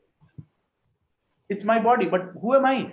Right? In your talk itself, you're telling that you are not this body. If you really see, whose leg is this? It's my leg. So who is this mine? Who is that? That is you. That is you. When your doctor, you go to a doctor and say, my body is aching. And the doctor, whose body? My body. So who are you? You are not this body then. You and your body are different. You yourself are telling that, right? So it's a way of intuitive understanding itself says that you are not this body, right? So that is one way of, a second way of understanding that you're not this body. Who is this? My hands, my legs, my ear, my head, right? Then who are you? It's very simple. Then consciousness. This is another very, very important way of understanding the proof of existence of soul. Can we see a mind? Can we see the mind? No. So does it mean you lost your mind? No, no, no, no. We can't see, but it exists. Can we see intelligence? We can't see, but we can experience intelligence. How? Through IQ tests, we can experience our intelligence. Yes. Can we see our consciousness? No, but consciousness exists. You should understand that. So what is consciousness? Let's spend some time understanding what is this consciousness that we're talking about, right? A lot of people say conscious, like even Krishna consciousness, Krishna Chaitanya, in Telugu we say. So we know what is mind, what is intelligence, but what is this consciousness? Consciousness is very, very difficult to explain because it's so subtle. It's the mark of life. It's the proof of life in somebody is consciousness. Wait, let me take a time check. 11:30. Okay. So consciousness, let me put a question to you. Say if there is a chess match going on, who is the chess champion? Say Vishwanathan Anand, right? I think it's some Vishwanathan Anand. I know Anand. Maybe it's Vishwanathan Anand. So let's say it's Vishwanathan Anand. He's a famous chess player of India, right?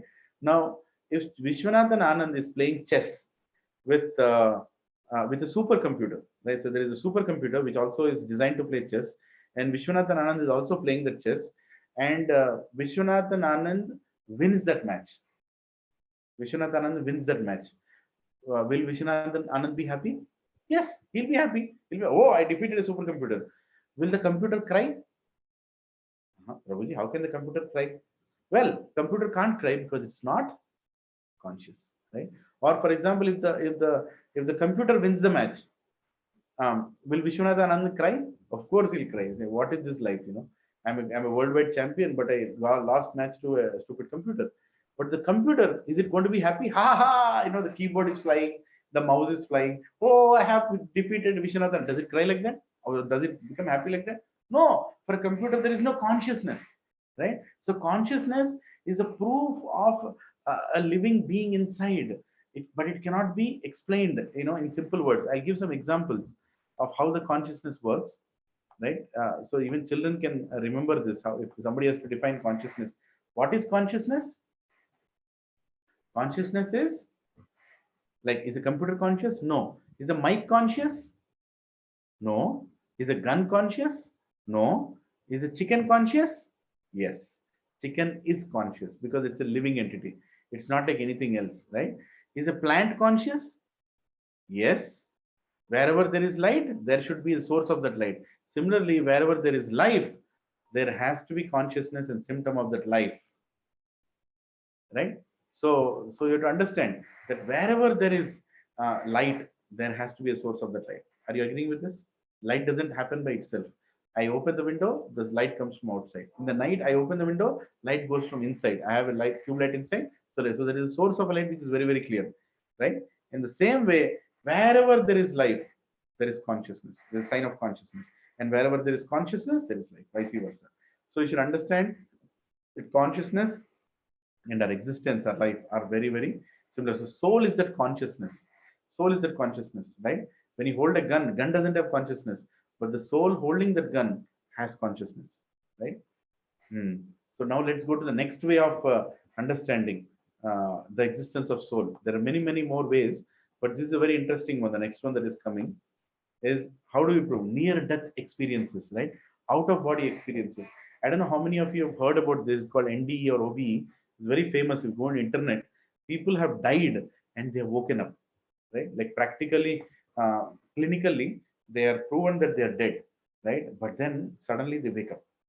It's not scary. I'm not scaring you, but actually they have not died, but there's something that has gone out and it's come back again inside.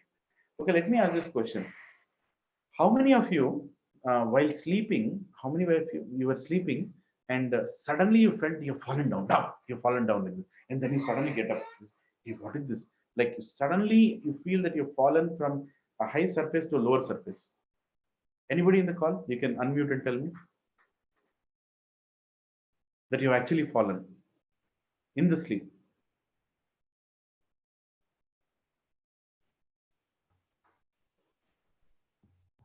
Hey Krishna, I'm from block 41609. I experienced a lot, sir. Who is your name? This is Balaji. Balaji Prabhu. Yes, so many times it happens. And thank you for sharing, Balaji Prabhu. And can you tell something more about it? Nothing, sir. If you more stress, actually, you will get frequent of this particular actions when you are in sound sleep. Yes, especially when you're in sound sleep, and you're sleeping, and suddenly you feel as if damn, you've fallen down, and you see that you're very much in the same bed, right? So what is the explanation for this? So immediately you will touch your hand, you will pinch yourself whether you are alive or not. So that is the first action after falling down from the bed or wherever it is. Yes. So actually, the scientific understanding of this is, scriptures explain. You can mute yourself, Prabhuji, again. So actually, the acharyas have explained that the soul actually leaves the body sometimes when you are sleeping. The soul has a capacity. It has the ability. The consciousness can even leave your body. But sometimes, due to some unplanned circumstances, your body is woken up, right? Again, the soul has to immediately come back. The consciousness has to immediately come back into your body, and the pace with which it comes back, like just imagine it has gone to America, and in a fraction of a second, it is coming back to India. So that is the way it comes back, and you feel as if it is gone inside, as if it fallen down, like that it feels, right? This is proven even scientifically. I'll show you something in the future slides. So, but near-death experiences are experiences where your soul leaves your body, but again it comes back. And when it leaves your body, you experience something which is extraterrestrial. You don't know what it is. Some people see light. Some people hear noises. Some people say they have seen hell. Some people say they've seen heaven. Some people say that I've just seen darkness, pitch dark. Some people get scared. But I tell you one thing: people who have had near-death experiences have changed their lives after that experience, because they've understood that there is something beyond what I was thinking this world is all about. There's something beyond this education, this life, this properties, everything. There's something really beyond. There's something really beyond this birth. There is something really beyond this death also, right? So these experiences are chosenly given by God to some people.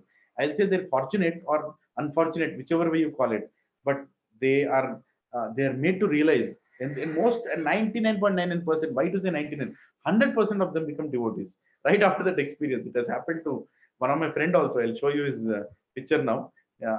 Let me show you some examples before that. So the near-death experience is not a phenomenon of any religion. It is actually something that is agreed even by science today, that it is very much possible. Please, you can buy this book. You can make a note of it. Clinically Dead. I have seen Heaven and Hell. This is by Jenny Sharkley. It's a very nice book. It gives so many experiences of people who actually experienced something different and they came back. Now, this is a very famous incident that happened in America. I think it's in America, where this child actually died. The infant child died as soon as he came out of the body of his mother, and the mother started crying. And it was such a warm cry and hug and love and affection that both husband and wife just they folded that infant child's dead body, and they started crying for half an hour after the child is dead. And the love was so much outpouring that God decided that the child comes back to life, and the child actually came back to life. He actually came back to life, and they were surprised. This is all recorded, when it happened, and they were surprised. And it is one more incident of this person, Kerry. He died in an accident, and he was clinically dead for 25 minutes. You understand what is clinically dead, right? Clinically dead means basically you don't have breath, you don't have a heartbeat, your entire body becomes cold, you don't have the way, the nadi anywhere. This is the last place they check nadi. So here it is gone, it's gone. So you are clinically dead. There is nothing that they basically the doctors have declared that you're gone, right? And then you come back, and then you come back into the body. And those people who came back have shown that. So the question, how is it related to proving that we are not this body? Because the body was there, but we went outside and then we came inside. We came back inside.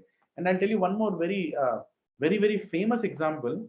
Now this is in the social circles. Is of this lady. 1 second. Yeah, this Miss Dr. Lloyd Rudy. This particular example, I'll explain this in brief. Actually, that lady even wrote a book about what happened. See, there was this lady who was going through some very terminal disease, and they were doing a surgery. So this Mr. Lloyd, this doctor, he was performing the surgery. Now, let me tell you, all of these people are not devotees or anything. They are just common people who, like today, 99% people, they don't believe in religion, God, nothing, right? Excuse me. So this doctor, he operated on that lady, and it was a long operation. Sometimes, you know what? I don't know if somebody is the doctor in this group right now here. They would only know there's some secret that only doctor knows. Is that when there are long operations, especially surgeries, people even they're so drowsy. Your entire body is cut open, and they're stitching something, they're doing something, and they're feeling drowsy. So the doctor, in order to make sure that everybody is attentive in that operation theater and they're giving enough things to him to do things, he cracks some jokes, and sometimes he even talk filthy language. I heard sometimes they even use bad words, some jokes, So this Lloyd, what he did, he was doing this surgery to this lady, and he was also feeling very drowsy, and he felt that the co-doctor, another lady, was also feeling very drowsy. So he started asking that, in the meantime, the patient died. Actually, the patient died. This lady died, and after the death, the doctor told. Just to cool down the environment, they tried their best, but till the patient died. So just to cool down the environment, he started speaking to this lady, the lady doctor, saying that, hey, what do you say, let's go for a golf. I think we both should just go out and spend some time. And the lady doctor started telling, hey, you have a wife, I have a husband, what nonsense you're speaking. And they started laughing. It was all fun, just to lighten up the atmosphere. But they have gone through a 14-hour 15-hour surgery, and they did their best. They could not do so. They have to lighten up their thought process. Then they both left the operation theater. The body was left in the operation theater. All the staff left, and they went to their respective rooms. And so this lady and the main doctor and the lady doctor, they both were walking in the hallway. They went to another floor, and in that another floor, they both went into a room. Just were having a cup of coffee, and the doctor was saying, we could have done best, but what to do? Anyway, we killed that person, so we can have a golf match now. How long will we operate? They were cracking joke. They were actually cracking joke. They didn't mean all those things. So when he did all those things, and suddenly somebody ran from the, that is like after an hour, or I don't know the exact time, but there was a nurse who came back to that place, and they told her, hey, doctor, please come back. The patient is alive. I said, what? The patient was dead. We clearly spent some time. We came here, and everybody ran back to the operation theater, and they again, saw that the living organisms, all the parts are working, and they immediately sealed it up. They tried to fix whatever that they were planning to fix again, and then the patient came back to life. And when the patient came back to life, surprisingly, after a few, when totally to consciousness, the doctor came for a regular visit. And as soon as the doctor came to regular visit, the patient got up from that lady, who died at that time temporarily. She got up from that bed, holded the doctor's collar, and she started saying, how dare you, fellow? You wanted to play golf with that lady, and for that you killed my body, and you were discussing that and laughing on my dead body, and you were also telling her that, this is what was your plan. You think it is all fun? I've come here to the hospital to get treated. You're not taking me seriously. And when the doctor heard that, he was absolutely numb. He absolutely shocked. Tell me why? Why was he shocked? Because, very simple, the lady had died by that time. The lady was not alive when all these things were spoken. The doctor knew when he spoke these things, the exact timing he knew. He spoke these things after she died. And by the way, he spoke some of these things not even in the same room. He went to another floor down below, and in that cafeteria, he was speaking to this lady. And this woman, how could she hear? She was in some operation theater in a big hospital in some other floor. So the doctor, how do you know these things? Some of these things you're not supposed to know, because we have not spoken in that room. And the lady was saying, no, I knew this. You went and you were sitting there and you were talking. The doctor was completely numbstruck. He understood there is something beyond. There's something beyond what science can interpret. There is something beyond that. We think we have been educated, and we no, there is something beyond this body. The science of soul is so real. The soul can travel without any bound, without any limitation. The soul can go from here to any country, any planet. It has that power that the God has given. And the soul could travel to that room, even to the doctor where the doctor is, right? So clinically dead, but they came back and they gave these experiences, which again prove that it actually exists. Now I'll show you a picture of my own friend, with his nice good permission. He's my friend's friend, actually, friend's husband. His name is Ravi. Ravi Chintala. If you go to Apollo Jubilee Hills, there is a doctor named Kavita Chintala. It is her husband, Ravi Chintala. So he's a big manager in IBM. He was working in IBM. Now I don't know what he's doing, but he's very much in Hyderabad. They live in Banjara Hills. Maybe one time I'll call him to our satsang. He'll tell you his out of body experience, his near death experience. He actually died. And came back to life, right? And his wife and everybody thought in US, they thought that he's gone. And his wife is a child endocrinologist, very famous doctor called Kavita Chintala, and Jubilee Hills, right now in Apollo. And so he shared his experience, and we were astonished. He told, he could. And by the way, his wife used to go to satsang. Now, please, everybody in the house, this listen. So his wife used to go to satsang and attend the same ISKCON Bhakti Rikshas in, I think it was in Detroit. Yes, in Detroit. Detroit or I forgot that exact place. Anyway, it's near to Detroit. So they used to go, but he was never interested. Even though his wife used to pull him to satsang, and like, please come, listen to this. Prabhuji is telling about Bhagavad Gita. Is like, I don't know. You want to go, you go. Don't disturb me. I am a scientific person. I am what I am. Leave me with my belief, my life. Like that, he was. He was not against or anything, but he was kind of a little atheist, and he would never appreciate what was happening. But he never objected also. But after this incident, he just started chanting 16 rounds every day, 16 rounds of Hare Krishna mantra every single day, and even now he chants 16 rounds. And he's a good friend of mine, right? So things happen, and these are real things where you leave your body and you go outside, and then you come back. That means what is that has left your body? It is nothing but the soul. It is nothing but the simple common sense if you apply. It's nothing but the soul. So the reality of soul is true. The soul does exist, and it has a way of going out of this body and again coming back into this body whenever it wants, right? So every experience is different. Now I'll share some more things. So the first thing was what? How do you prove that this body is? How do you prove that this you are the soul? Number one is we discussed that in the previous slide, right? Let's take a quick recap so that common sense. Next is intuitive understanding. Next is consciousness, and next we talked about what is consciousness. And next is NDE, near death experiences or out of body experiences, right? Now we'll go to the next kind of another way of proving past life memories. I don't know how many of you have heard about past life memories that you actually remember your past life, right? Let me tell you, Prabhuji and Matajis, if you remember your past life, your life is messed up. Better not remember your past life, because what you did in your past life or lives, if it is known to you, you will have an identity crisis. For example, I'm just for the sake of example, I'm just saying, say Prabhuji in this call right now, say Hari Krishna Prabhu is in this call right now. He suddenly remembers his past life, and he remembers that his wife is in Kachiguda because his previous life wife is there also, and his parents are also in Kachiguda. Now his parents are here, his wife is here, his children is here. Who is his wife? Who is his parents? It's complete identity crisis. And then he also remembers that his another set of parents from previous to previous life are still alive. They are in Kashmir right now. He has to go. Where will you go? What do you do? So it's a good thing. The Krishna is a benediction that he gives you a fresh chance in every life, right? So you better forget your past life. But past life, sometimes past life impressions are left, right? Past life impressions are very, very enduring and very strong, that sometimes they're left and they remain into your current life also. It is explained that a child, when he's born, he actually remembers most of his past life because he has just come from the past body into the new body. He remembers a lot of his past life. Not every child, but most of the children. It is explained. But the child can't explain. It can't explain what does he want to say, because till that time his abilities, vocal abilities are still not enlivened. But the child is completely conscious. Don't think the child is not conscious. The child is perfectly conscious, but he cannot express to us.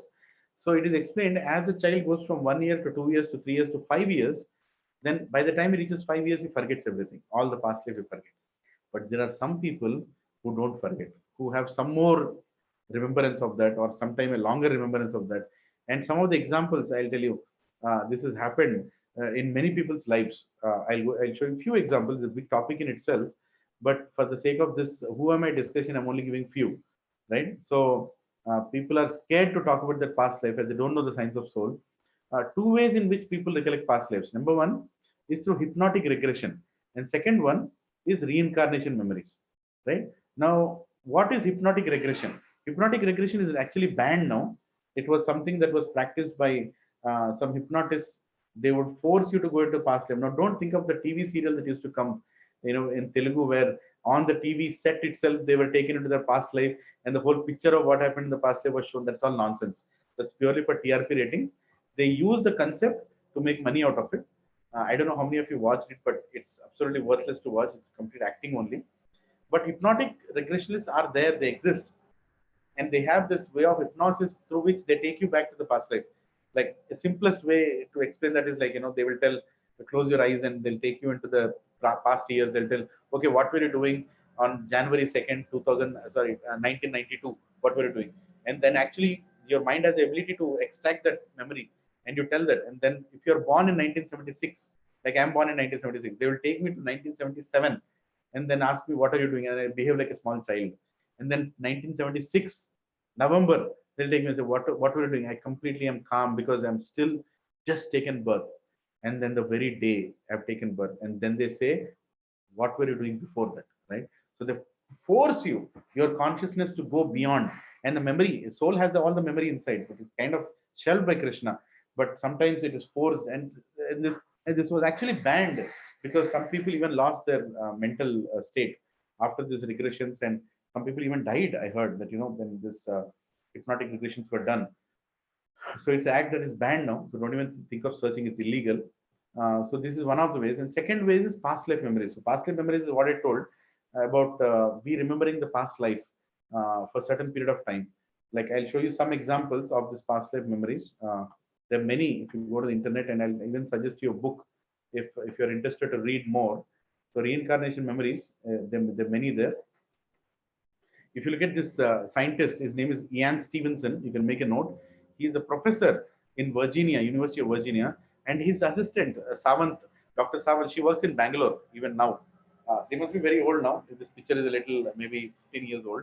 So this scientist, Ian Stevenson, when he was talking about past life memories, a lot of people objected, even in America, because you see, basically, the whole Christian way of preaching, these Christian missionaries, when they try to preach and convert people, they usually tell that this is the only life, this is the last life. If you don't surrender to Jesus, you'll go to hell. All that preaching is nonsense, absolutely nonsense, not even mentioned in the Bible.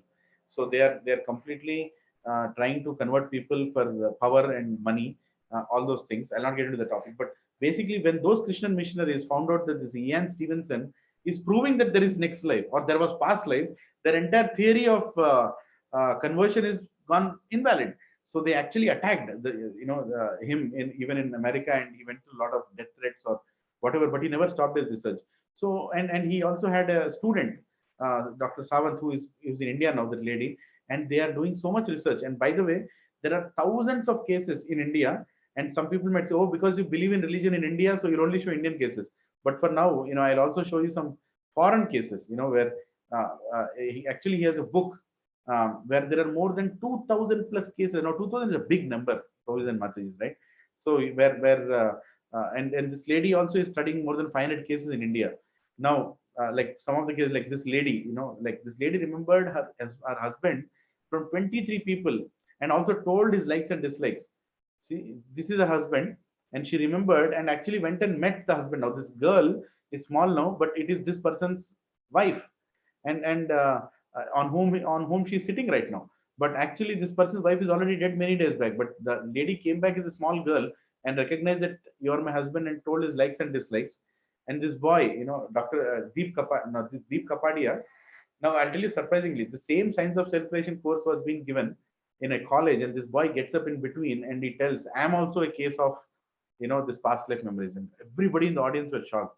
Really? And then actually he showed, this boy took his parents to Udaipur when he was very small. He was telling about Udaipur. His parents didn't know what is Udaipur. And, he was telling his parents that there is this fort, a small boy, just imagine a 4-year-old, 5-year-old boy talking about a fort. And the boy, and actually parents got doubt. They did not tell the boy, but they just took him in a bus to Udaipur without even telling him. As soon as they got down in Udaipur, this boy started running, and the boy started telling his parents where to go, as if he knows the place. And then he took him to this fort. And in the fort, the boy told the fort was converted into a hotel, because now most of the old mansions, the like 5-star hotels, they take it over. So Udaipur Palace it was, and then he took it, another side of the palace. He took inside, and then he said, "Now let's go inside like this." So he was taking them into a tunnel, and finally he told, "Break this wall." There was a painting on that wall. The boy told, "Remove that painting. There is a door behind." They're like, "What? There is no door behind." They removed the painting. There was a wall, and the boy told, "There is something behind. Break it." So they actually broke the wall, and then the wall was broken up, and then they saw there was a door behind. I'm sorry, I think somebody is not muted, so I'll mute everybody again. Yeah. Okay. Yeah. So the boy actually took them inside, and there when they went into that particular room, there was a room and there were old fans, old fans made which used to run with kerosene. So the boy actually told, remove that and put kerosene in that, and he lit it, and he lit fire, and it started moving like a normal fan with kerosene. This was something like hundreds of years ago. And then and after some time, the boy was also, what you used to do here? The boy told, I was made the in charge of this place. I was a watchman. I was a watchman appointed for securing this particular part of the fort. Right. So his memory was his dedication for his employer was so much that he remained a watchman, and he remembered all those past memories also. So through past life memories, he could even remember where the palace is, what he was doing, how he died, everything he remembered. So it's kind of surprising that these things are all scientifically proved, but still our children and we are not taught about it, because the moment we talk about all these things, religion comes, right? So people want to say something. Another thing I'll tell you, there are these birthmarks. If you see your own children's birthmarks or your own birthmarks, they have got something to do with your previous life, right? Like if you see this boy, he was actually shot in his head. The pain was so much that it resulted into a birthmark even in this life, right? You should remember that. Like some people, they have a scar like this, from birth itself, they have a scar. It is not like a deep scar. It's like another color on your skin. And maybe it's a birthmark. We say, no, but they're not ordinary birthmarks. Maybe he was hit badly here and it bleeded so much and it died in that death, that the pain, excruciating pain, the consciousness carried that impressions of the pain even into the next body. And he still carries that particular thing. Like my own son, my younger son, he has on the back side, he has a white mark.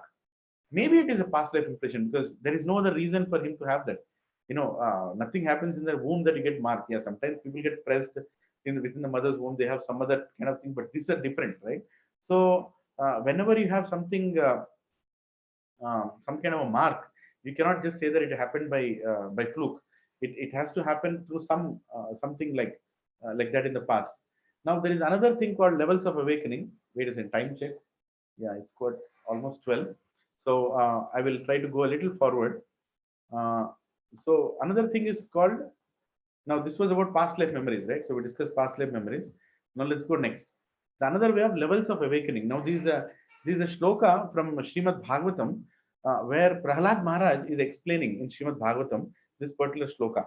It is from 7th canto, 7th chapter, 25th verse. So here he's saying, intelligence, please play focus. This is a little technical here. So unless you're attentive, you will not understand. So intelligence can be perceived in 3 states of activity: wakefulness, dreaming, and deep sleep. Your intelligence, right? So how intelligent are you when you are awake?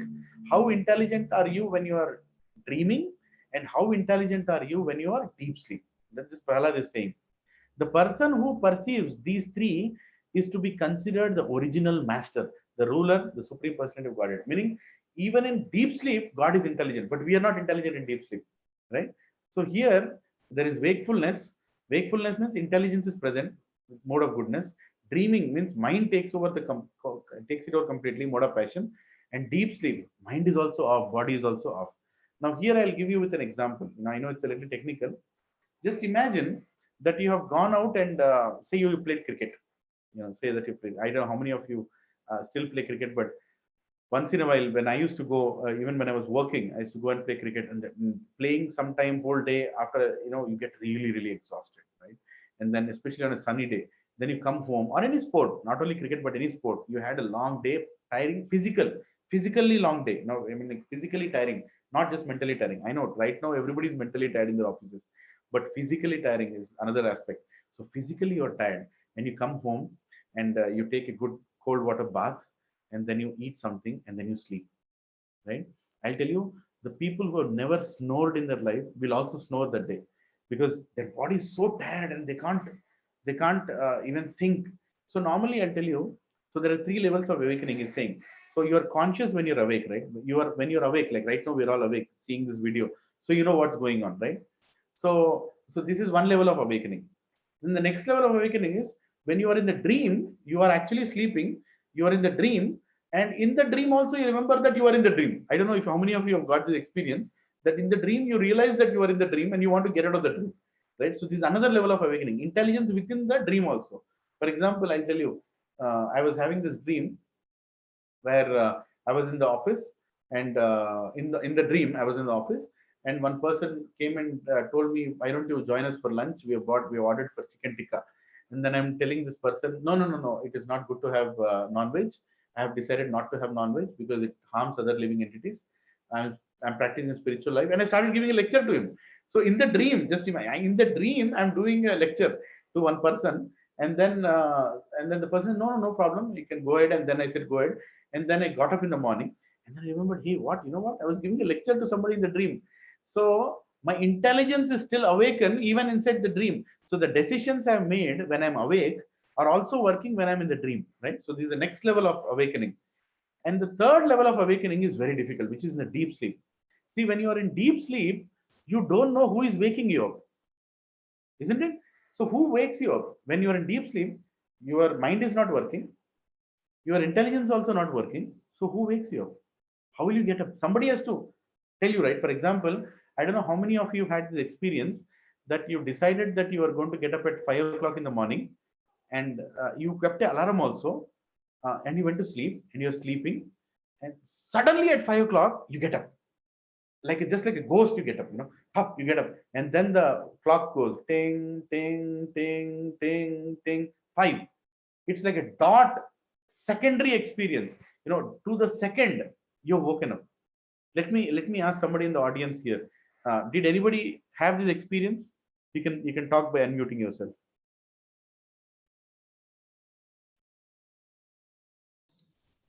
Yes, Prabhuji. Who is this Prabhu? Hari Krishna Prabhu? Yeah. You had such experience? Yeah, when we plan to go to my native place, like after a very long time. So when I thought of driving from here to my native place, when I put an alarm to get up at 5 o'clock, so then automatically, even before the clock rings that alarm, so I got up and I experienced that kind of thing. Yes, and it happens to many people. Anybody else who had such experience? Namaste Prabhuji, even I have that same experience. Kameshwari Mataji. Yes. Yes. In general, I won't put alarm. Even without alarm, I will wake up at what time I need to wake up. Yeah. So see, normally, thank you for sharing, Mataji. Now you can again mute. I'll just, yeah. Yeah, see, what happens is actually there is a mind and there is a consciousness that it is tuned, and you want to wake up at a certain time, and the mind automatically keeps clicking, and when the time comes, there is a body clock, and then it wakes you up. Exact, and sometimes it is so scary. Earlier we used to have that clock in the house. When I was small, the one that has a pendulum, tang, tang, tang, like that, and it also has to have a bell, ting, ting, ting. So in the night 12 o'clock, it was like a big bell. Like the whole house will sound. These days they don't have such watches. It's more of electronic, but those were like really loud. And once I had kept an alarm for like 5 o'clock in the morning or something during my school days, and so I got up at 5 o'clock, and I sat as if like a ghost, just directly just sat up like this, and then the bell rings, tang tang, like exactly 5 o'clock.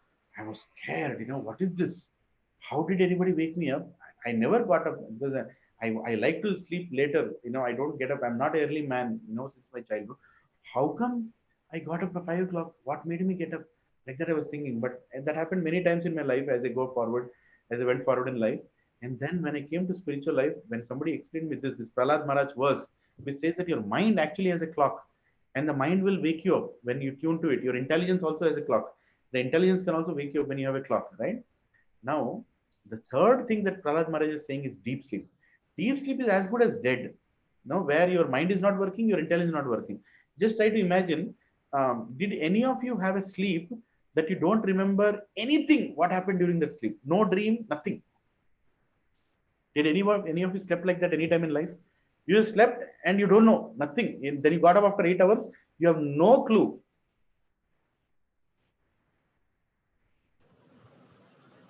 Like a deep sleep. Prabhuji, this is Balaji again. Yeah. I faced plenty of times. I faced Happens plenty of times. yeah. So I think, yeah, you're somebody's confirming there, right? So basically, it happens that when you're in deep sleep, nobody wakes you up, and you are also completely gone. Your intelligence is not working. Your mind is not working. You're completely out of your body. You're completely gone, right? Uh, then tell me, in the deep sleep, who wakes you up? Who wakes you up? Mind is not working. Intelligence, you might say, no, no, my body itself got up. No, body never gets up. Body never gets up. Actually, every day morning, somebody is waking you up. And that entity is called soul. That is called Atma. Atma never sleeps. Right? So this is another proof through scriptures of Prahlad Maharaj verse, which is saying the third level of awakening is soul awakening, where even in deep sleep, you're awakened. God, the difference between us and God is God never has something called as deep sleep. God cannot be slept in first place. He never sleeps. He is completely awakened, completely conscious at any point in time, completely conscious. So that's why he is the Supreme Personality of God. He says. Now, if you go back to the verse, if you go back to the verse, it says wakefulness, dreaming, and deep sleep. It says intelligence can be perceived in three states of activity: wakefulness, dreaming, and deep sleep. The person who perceives these three, all the three, is considered to be the original master, the ruler, Supreme Personality of Godhead. None of the other living entities can perceive during the deep sleep, but God can. Right? So here in this verse, if you are doing things that our mind says, who is active and wakes up from the deep sleep when we're like that's the question. That is soul. Now here Krishna is telling in second chapter 29th verse that some look at soul as amazing, some describe him as amazing, some hear of him as amazing, while others, even after hearing him, cannot understand him at all. It is so difficult to understand soul because it's very difficult to understand what is that entity that exists, right? Now, another way of understanding the existence of soul is something called as astral body travel. I don't know how many of you have experienced this astral body. It's not easy, but it's something whereby the person can actually willfully staying at one place. He can ask his consciousness to go outside his body, travel, see some things, and come back. Like in Buddhists, especially in Tibetans, there are some people who have done this. And this technology of how it is being done is being taken over even by armed forces in America. They want to get this power of going into the enemy camp, enemy area, understanding how they are structured, and again come back and give us the information. So this is actually true. It's not like illusion. It happens. They have some abilities through certain meditation, through certain exercises, through certain heavy tapasyas. These powers can be earned by human beings. And this is something that also shows that you are somebody else who can actually travel out of this body. Right? And for that matter, our scriptures, like even Shankaracharya went into a king's body, right, and a woman's body and came back whenever he wants, right? So this is something that is possible. So I'll show in the presentation. There are a few things, like two German brothers are doing this study right now of how to do this astral body travel. This is called as astral body travel. You can do a lot of more research in internet if you're so inquisitive. Now, this last one, I would like to ask if there is anybody pregnant in our current call right now. Any Mataji who is pregnant?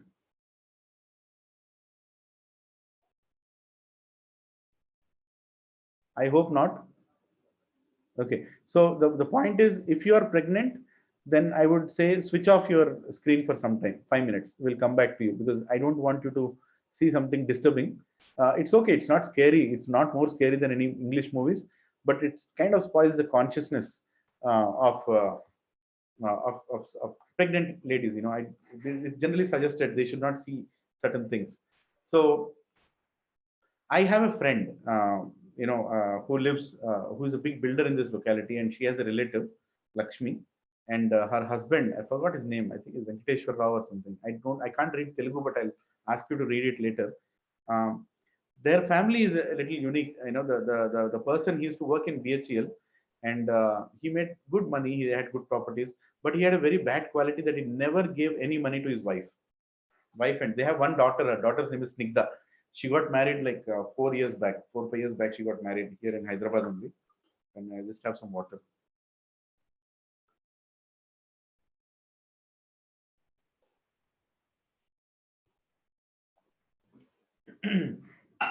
So Snigdha got married. I went to her marriage. It happened near that Golconda, that fort that got revived, right? Became a big hotel now. The Narsingi Road that goes towards goes towards the Medipatnam. There is a fort that is converted into a hotel. So I went to her marriage. So the history is her father, that girl's father, that Lakshmi Mataji and her daughter Snigdha, they went through a very tough time with her husband, And this husband used to work, I heard, in BHL, and he used to drink a lot. He never used to give money. Basically, even if she wants to buy something for her daughter, even clothes for her daughter, she had to go and ask her relatives. It's very, very weird situation. And not that he had not that he did not have money, but he used to spend all his money for his own, you know, bad activities like drinking and friends and all that. So it so happened that after many years, he had some sudden attack of some kind of terminal disease he got, and he never used to believe in God or anything. But she was very God conscious. She even used to chant and attend satsangs and all that. Not my satsangs. Previously, there is another Prabhuji whose satsangs he used to attend. So it so happened that he became very sick, and he was joined in Apollo Hospital, and he was literally, doctors told that he might not survive. I don't remember what problem he had. I don't know, liver problem or something happened very bad, and the doctors told that he may not survive, only few days. So it so happened that he was shouting in his room, like exactly like 2 days before he died. He started shouting in the room. He started saying, "Send those people outside." In Telugu, he was saying, "We'll bite him, we'll robot rani ekandi. I'm feeling scared. Don't allow them to come inside. Ask them to go, like that." He was shouting, and his wife was like, "Who has come? Me and your daughter are here in the room. Who has come? Who has come?" But he was not. He was not ordinarily scared. Literally sweating, to his body. Then his daughter one day, what she did, she said, "Nana, I don't know what you're saying. I'm not able to understand." So she gave him a writing pad and gave him a pen, and whatever pen or ball, whatever it is. So she told him, "Can you draw what you're seeing? Because we are not seeing what you're seeing." And with great fear, he actually drew. You see, the Vedic scriptures, it is told that even a sinful person, he sees some messengers from hell. It is mentioned, the messengers from hell come and Narkaloka to take him, and they still give an opportunity to that person to surrender to God, to at least become little devotional, so that they can give an opportunity. So they actually, come and kind of scare the person before they take him away. Few days before itself, the person can see. And I don't know how many of you had relatives who had similar experiences of not about messengers of hell, but speaking some weird things before they die. Like they remember their parents, they can see their mother, somebody who died 100 years back. They can remember their dead people in the house. They can remember some weird things they behave. That's why in Vedic culture, I think somebody is talking. I'll again mute everybody. Yeah. Okay. Yeah. So people do remember such things, things that we cannot see. But my own father's elder brother, he was remembering my aunt who died before him. He was literally calling her, "Ikadra," and like that he was calling, but she was not there. She died back, but she was behaving like that. So it shows that dead people, they actually get an opportunity to see some things which normally before dying, some days that experience is given. But in this case, it was Yamadutas. Yamadutas actually came, and they were standing outside the room. They were entering and going out, and he was shouting not to let them inside. And on the request of his daughter, he was in very bad health. It's not like he can sit and nicely draw a portrait or anything. So he drew whatever that he could in that bodily state. One day before death, he did not even have the power to lift his hands properly. So whatever he could drew. And then that fearful thing, that was again repainted, which is what I'm going to show you now. Don't be scared. It's something about knowledge. But I told, if there is anybody pregnant, don't see it. It's not good for your consciousness. So something like this. I'm going to click the button now. Yes, something like this he drew. So can anybody? I actually studied in central schools, so I can't read Telugu. Can anybody in the group read this Telugu portion on top of the picture? Read it loud.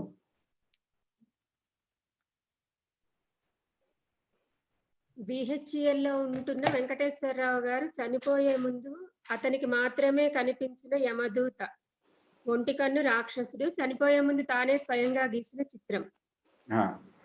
Okay, thank you, Madhu. Thank you. Now you can mute yourself, Madhu. So this is the picture that he drew. Like a big tongue with so many hairs on the tongue also, and weird one-eyed, and literally he drew on his deathbed. Right? I would not like to share it for too long. not something that we'd love to share. But it shows that a person before dying, he doesn't tell a lie. He actually saw these people coming, and they're very, very scary. And but still he didn't surrender. So his wife told him, at least chant one Hare Krishna mantra. Now that you are seeing things that you're not supposed to see, you're not taking care of us nicely, but still we plead you, we care for you, do the right. He did not do it because he was totally in mode of ignorance, tamoguna. So people in tamoguna, they will never understand spiritual life. They will never come near truth, religion, nothing like that. They only say, I don't believe, you believe what you believe. Like that they only are after money, property, enjoyment, life, job, that's all. So he was one of those characters. So he was in BHL. So Venkateshwara Rao, yes.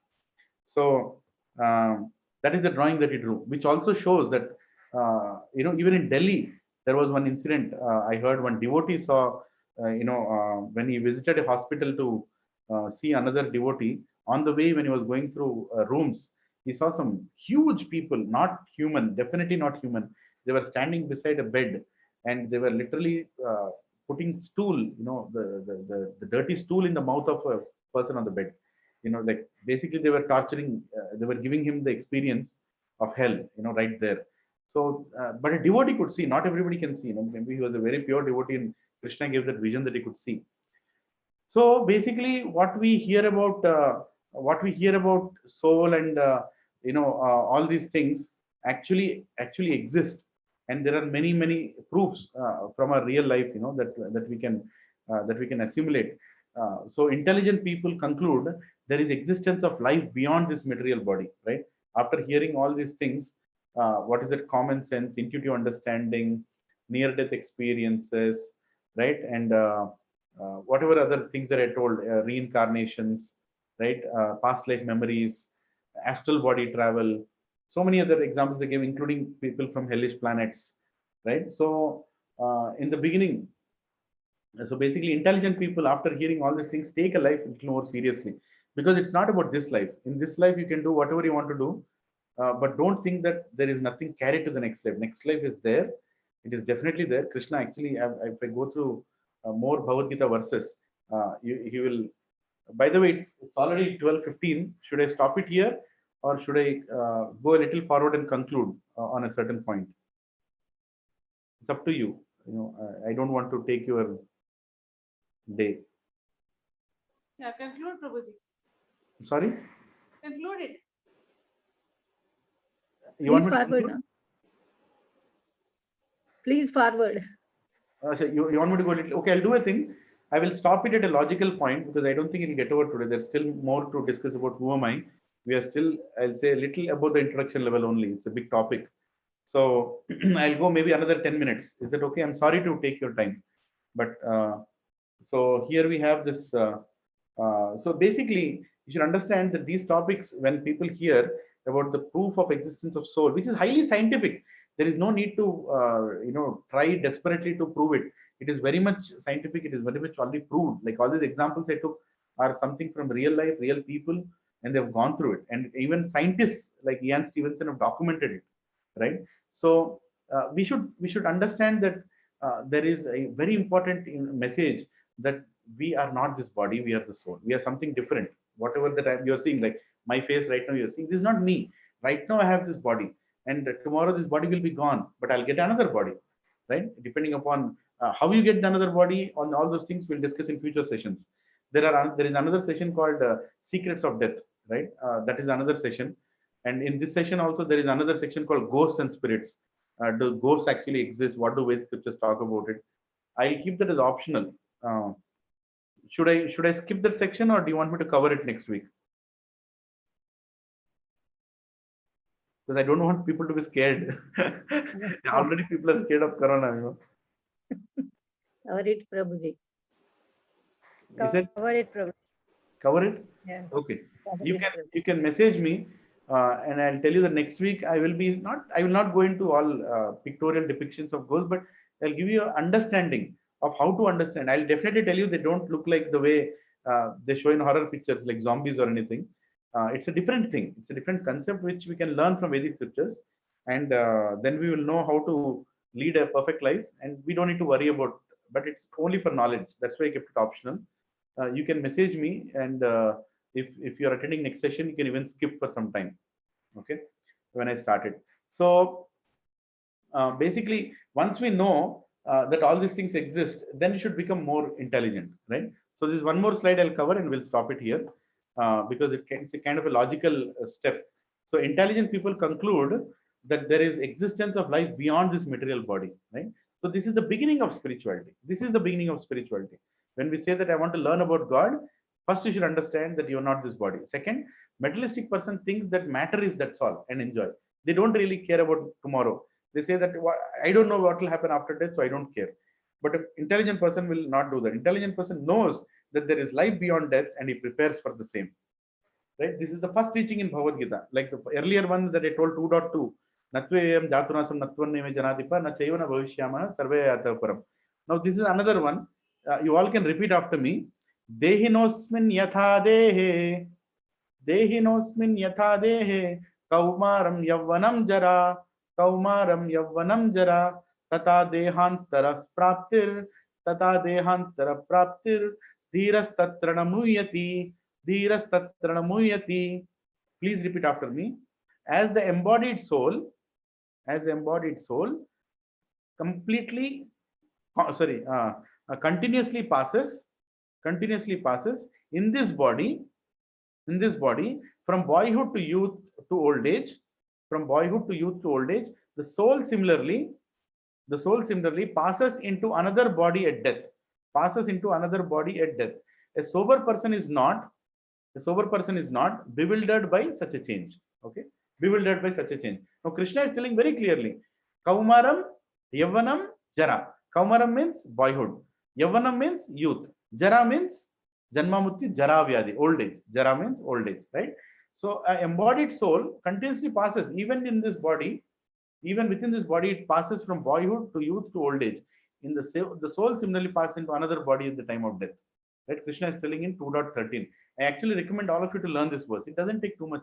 Dehinosmin yatha dehe kaumaram yavvanam jara tata dehantaras praptir dhiras tatrana muyati. If you read this 20 times, you'll learn it, right?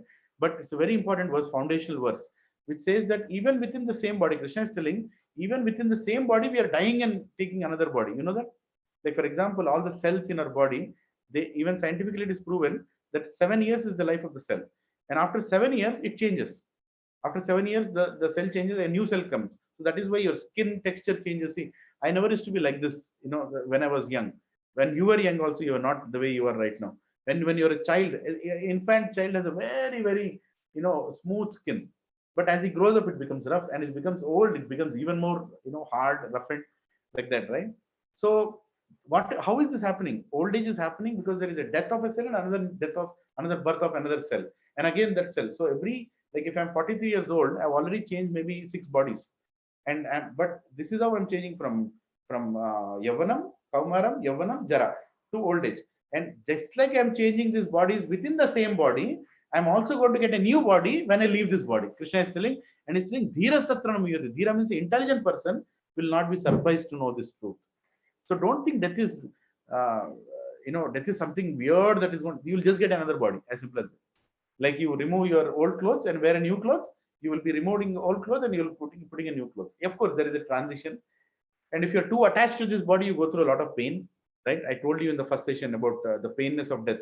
Garuda Puran says that death is equal to the pain of 47,000 scorpions biting at the same time, right? So that much pain comes. But why does that pain come? Because we are so attached to this body, my complexion, my beauty, my children, my husband, my in-laws, my house, my properties, all these are attachments. All these are, but the more you're attached to these things, when are you attached to these things? When you're not soul conscious. But when you are soul conscious, you're automatically detached. Though you serve them, though you love your children, but you don't think that they are your children only. They are souls. They also are souls, just like you coming onto this planet. And your duty is to make them devotees. That's all is your duty, to give them good values. So when you remember fundamentally these particular aspects of spirituality, you'll never be attached to anything. Even your married life, you'll be very much detached. And you'll be attached to your husband, you'll be attached to your wife, but you'll be detached in the sense you'll treat them as somebody you're serving for taking back to God, right? Actually, the mantras that you chant in the marriage are exactly about that. That you help each other go back to God. But after that, you help each other go back to in-orbit mall. So anyway, just kidding. So point is that Dehinosmin yatha dehe kaumaram yavanam jara. Krishna is telling foundationally that we all change bodies. So you'll get the next body. So here in this picture, Krishna is also going to explain how this transition happens. This picture is very famous. If you go to any ISKCON temple, you'll see that, here is the child, and here he becomes an old man, and he becomes a young, then again old, then he dies, and again it becomes a child, again he comes back, again he becomes old, again he comes back. So this is the transmigration of the soul, right? Scientists are researching and speculating, and finally they will come to the conclusions which are already in Bhagavad Gita. So why wait for post-dated check to come back, right? So intelligent person means why to, yeah. So then I'm going to give you some very in 13th chapter of Bhagavad Gita, actually. Next week I'm going to do this. Next week I'm going to deal with some aspects of Kshetra and Kshetrajna. Krishna, Arjuna asked some questions to Krishna. What is Kshetra and what is Kshetrajna? And there is this beautiful verses 13.1, 13.2. Some technical knowledge we'll try to explain next week. We'll get into in deep. See, right now, this was an introductory session about who we are. That we are the soul, how to scientifically prove. Now we are going to understand the nature of soul. What is this soul? By the way, soul is not somebody. You are that soul. I'm talking about you. Me, I am that soul, right? So who am I and what is my nature? What am I made up of? How do I live? What do I eat? What makes me happy? Those things we are going to discuss in next session. And as part of the journey, as I told, there is an optional section about the kind of bodies which are other than normal souls, which are ghosts and spirits. We'll also have a little word on that. And then we'll also go into how do we lead a soul conscious life. Yeah, we talk about all these things, but how do we lead practically, going to offices, taking care of children, and doing a normal materialistic life? Still, how can we lead a soul conscious life? And when we lead a soul conscious life, how we can become fear free, free of any fear. Like right now, this coronavirus fear should not touch us, right? Because as soon as coronavirus comes, what are you going to chant? Dehinosmin yatha dehe kaumaram yavanam jara tata dehantarastapta dirastitranam yati. Isn't it? Because, hey, Corona, what can you do? You can only take this temporary body, but you cannot kill me, right? So we'll get into the nature of soul in the next session, and we'll go into further deep understanding, right? So I'm very grateful for your time. Before I wrap up with a small kirtan, if there is any question you may want to ask, feel free to open up. Now it's open for all. I don't know if anybody is watching in YouTube as well. I did put it live because some people are facing some problem in coming into Zoom. And I also request everybody, if you have not subscribed to my channel called Leelanandas, the reason I'm asking you to subscribe is very simple, that when it becomes beyond the 1,000 subscribers, right now it is near 800, what happens is I don't need to buy this software called Zoom to do these sessions. I can do it live on YouTube. It is even more easier. Technically also, it's very, very easier, right? We can record all our sessions and events in YouTube directly, and it gets recorded automatically. A lot of things are automated by doing so. Okay, so any comments, any feedback? How did you feel the session was? I hope I didn't scare you. Already people are in a lot of anxiety, but I want to tell you that congratulations, you are not going to die, because you are a soul, not the body. You are the soul, there is no death. Yeah, so it's open. Any questions and comments? We'll 5 minutes, we'll take it and then go forward. One question. Prabhuji, Hari. Hari Krishna Prabhu, yes. Prabhuji, one question. Like basically in a Hindu tradition, if someone dies, they carry the dead body to the out of the village and they stop, and again they chant some, they call him in the ears, right? They say some 3 times, ask them to call the person. Sorry, I didn't get you. They take him outside the village and call what?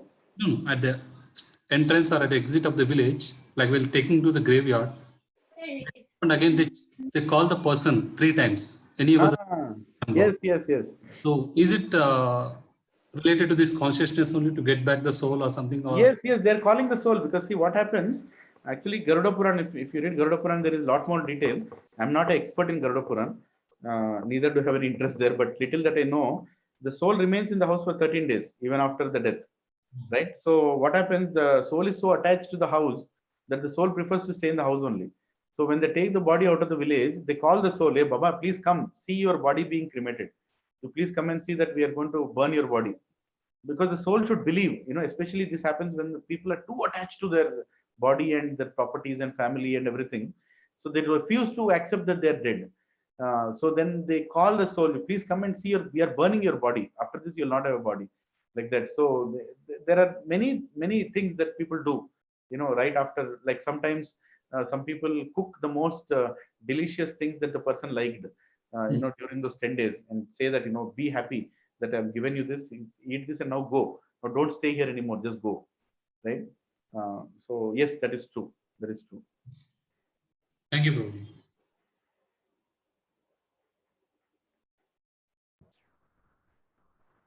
Prabhuji, at the time of death, they say that Ram Ram Satya hai. They don't take the name of Krishna. Why? No, it's actually Ram and Krishna are same. There is no difference. Ram Nam Satya. Basically, they say the name of God is only truth. Okay, okay. Rama Nama Satya hai. Right? Meaning Krishna Nam Satya hai. Narsimha Nam Satya hai. Vasudeva Nam Satya hai. The same thing. Somebody started as Ram Nam Satya hai, but it's not about just Lord Ram. It's basically, we also say, right? Chant Hare Krishna, Krishna Krishna, Hare Hare, Hare Ram, Ram Ram, Hare Hare. We actually, there is no difference between the name of God and the God himself. When you call Rama, Rama actually comes. When you call Krishna, Krishna actually walks on your tongue. When you call him with devotion, right? There is no difference in that name. So what people tell at the end of their life is, everything that you achieved in this life is illusion. Only God's name is truth, right? Only God's name. Whatever you chanted during the life, whatever that you chanted during the life is the only asset that you are taking back. So Ram Nam Satya hai. That is the only thing that is true. And that is what we are telling when we are alive. See, the problem is, after people die, they chant that, but when they are alive, they are not ready to chant. Prabhupada tells, some people, please chant, and the person replies, can't. So people are not ready to chant, even though we repeat so many times, please chant God's names, please chant with devotion every day. How much time does it take? But they refuse to. Yeah, but the answer to your question is, it's God's names. It's not about just Lord Ram. Lord Ram is the Supreme Personality of Godhead in the mood of a Maryada Purushottama. In the same way, but Krishna is also the same Supreme Personality of Godhead, but Krishna is the source of all. That aspect we'll discuss when we go to the 10th session of SSR.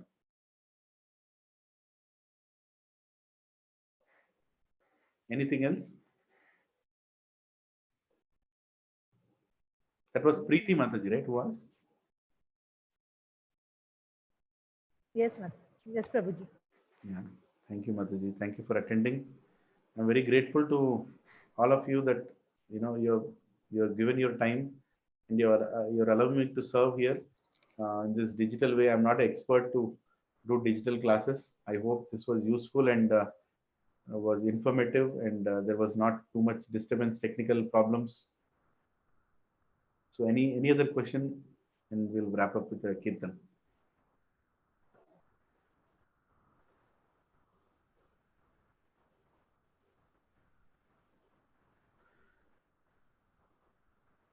Okay, so another thing that you can do is, all of you can also call your friends and colleagues and relatives to also join if they are willing to, because it's an online class. Earlier we used to do it physically, so we had a constraint of what do you call that? The place, right? We had a small room.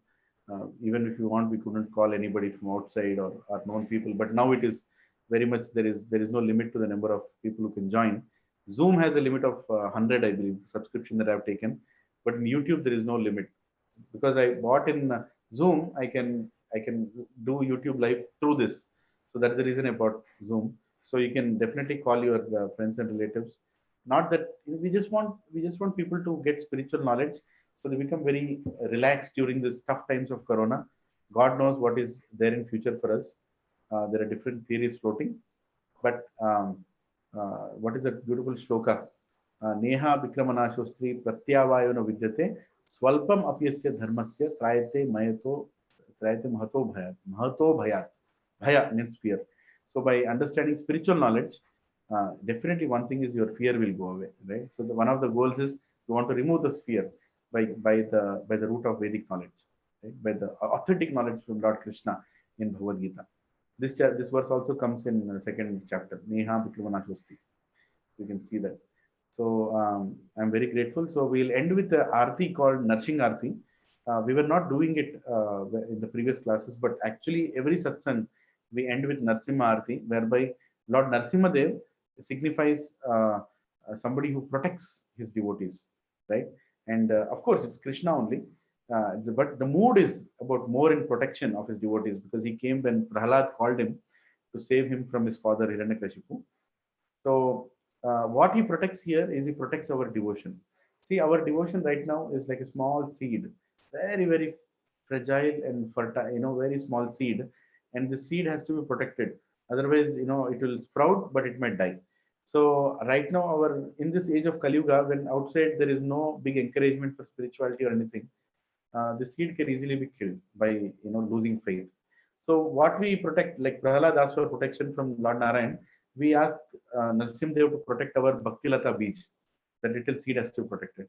So we'll sing that bhajan and then we'll wrap up. You can sing along with me or after me. I will sing once and then you try to sing afterwards. And we sing it for 2 weeks. You will love the bhajan. It's a beautiful bhajan, right? So here you go. I'll keep the bhajan.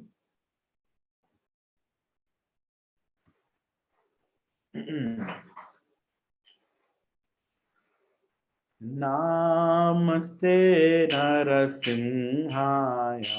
Sing.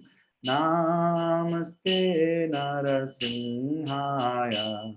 Prahladaladaine. Prahladaladaine.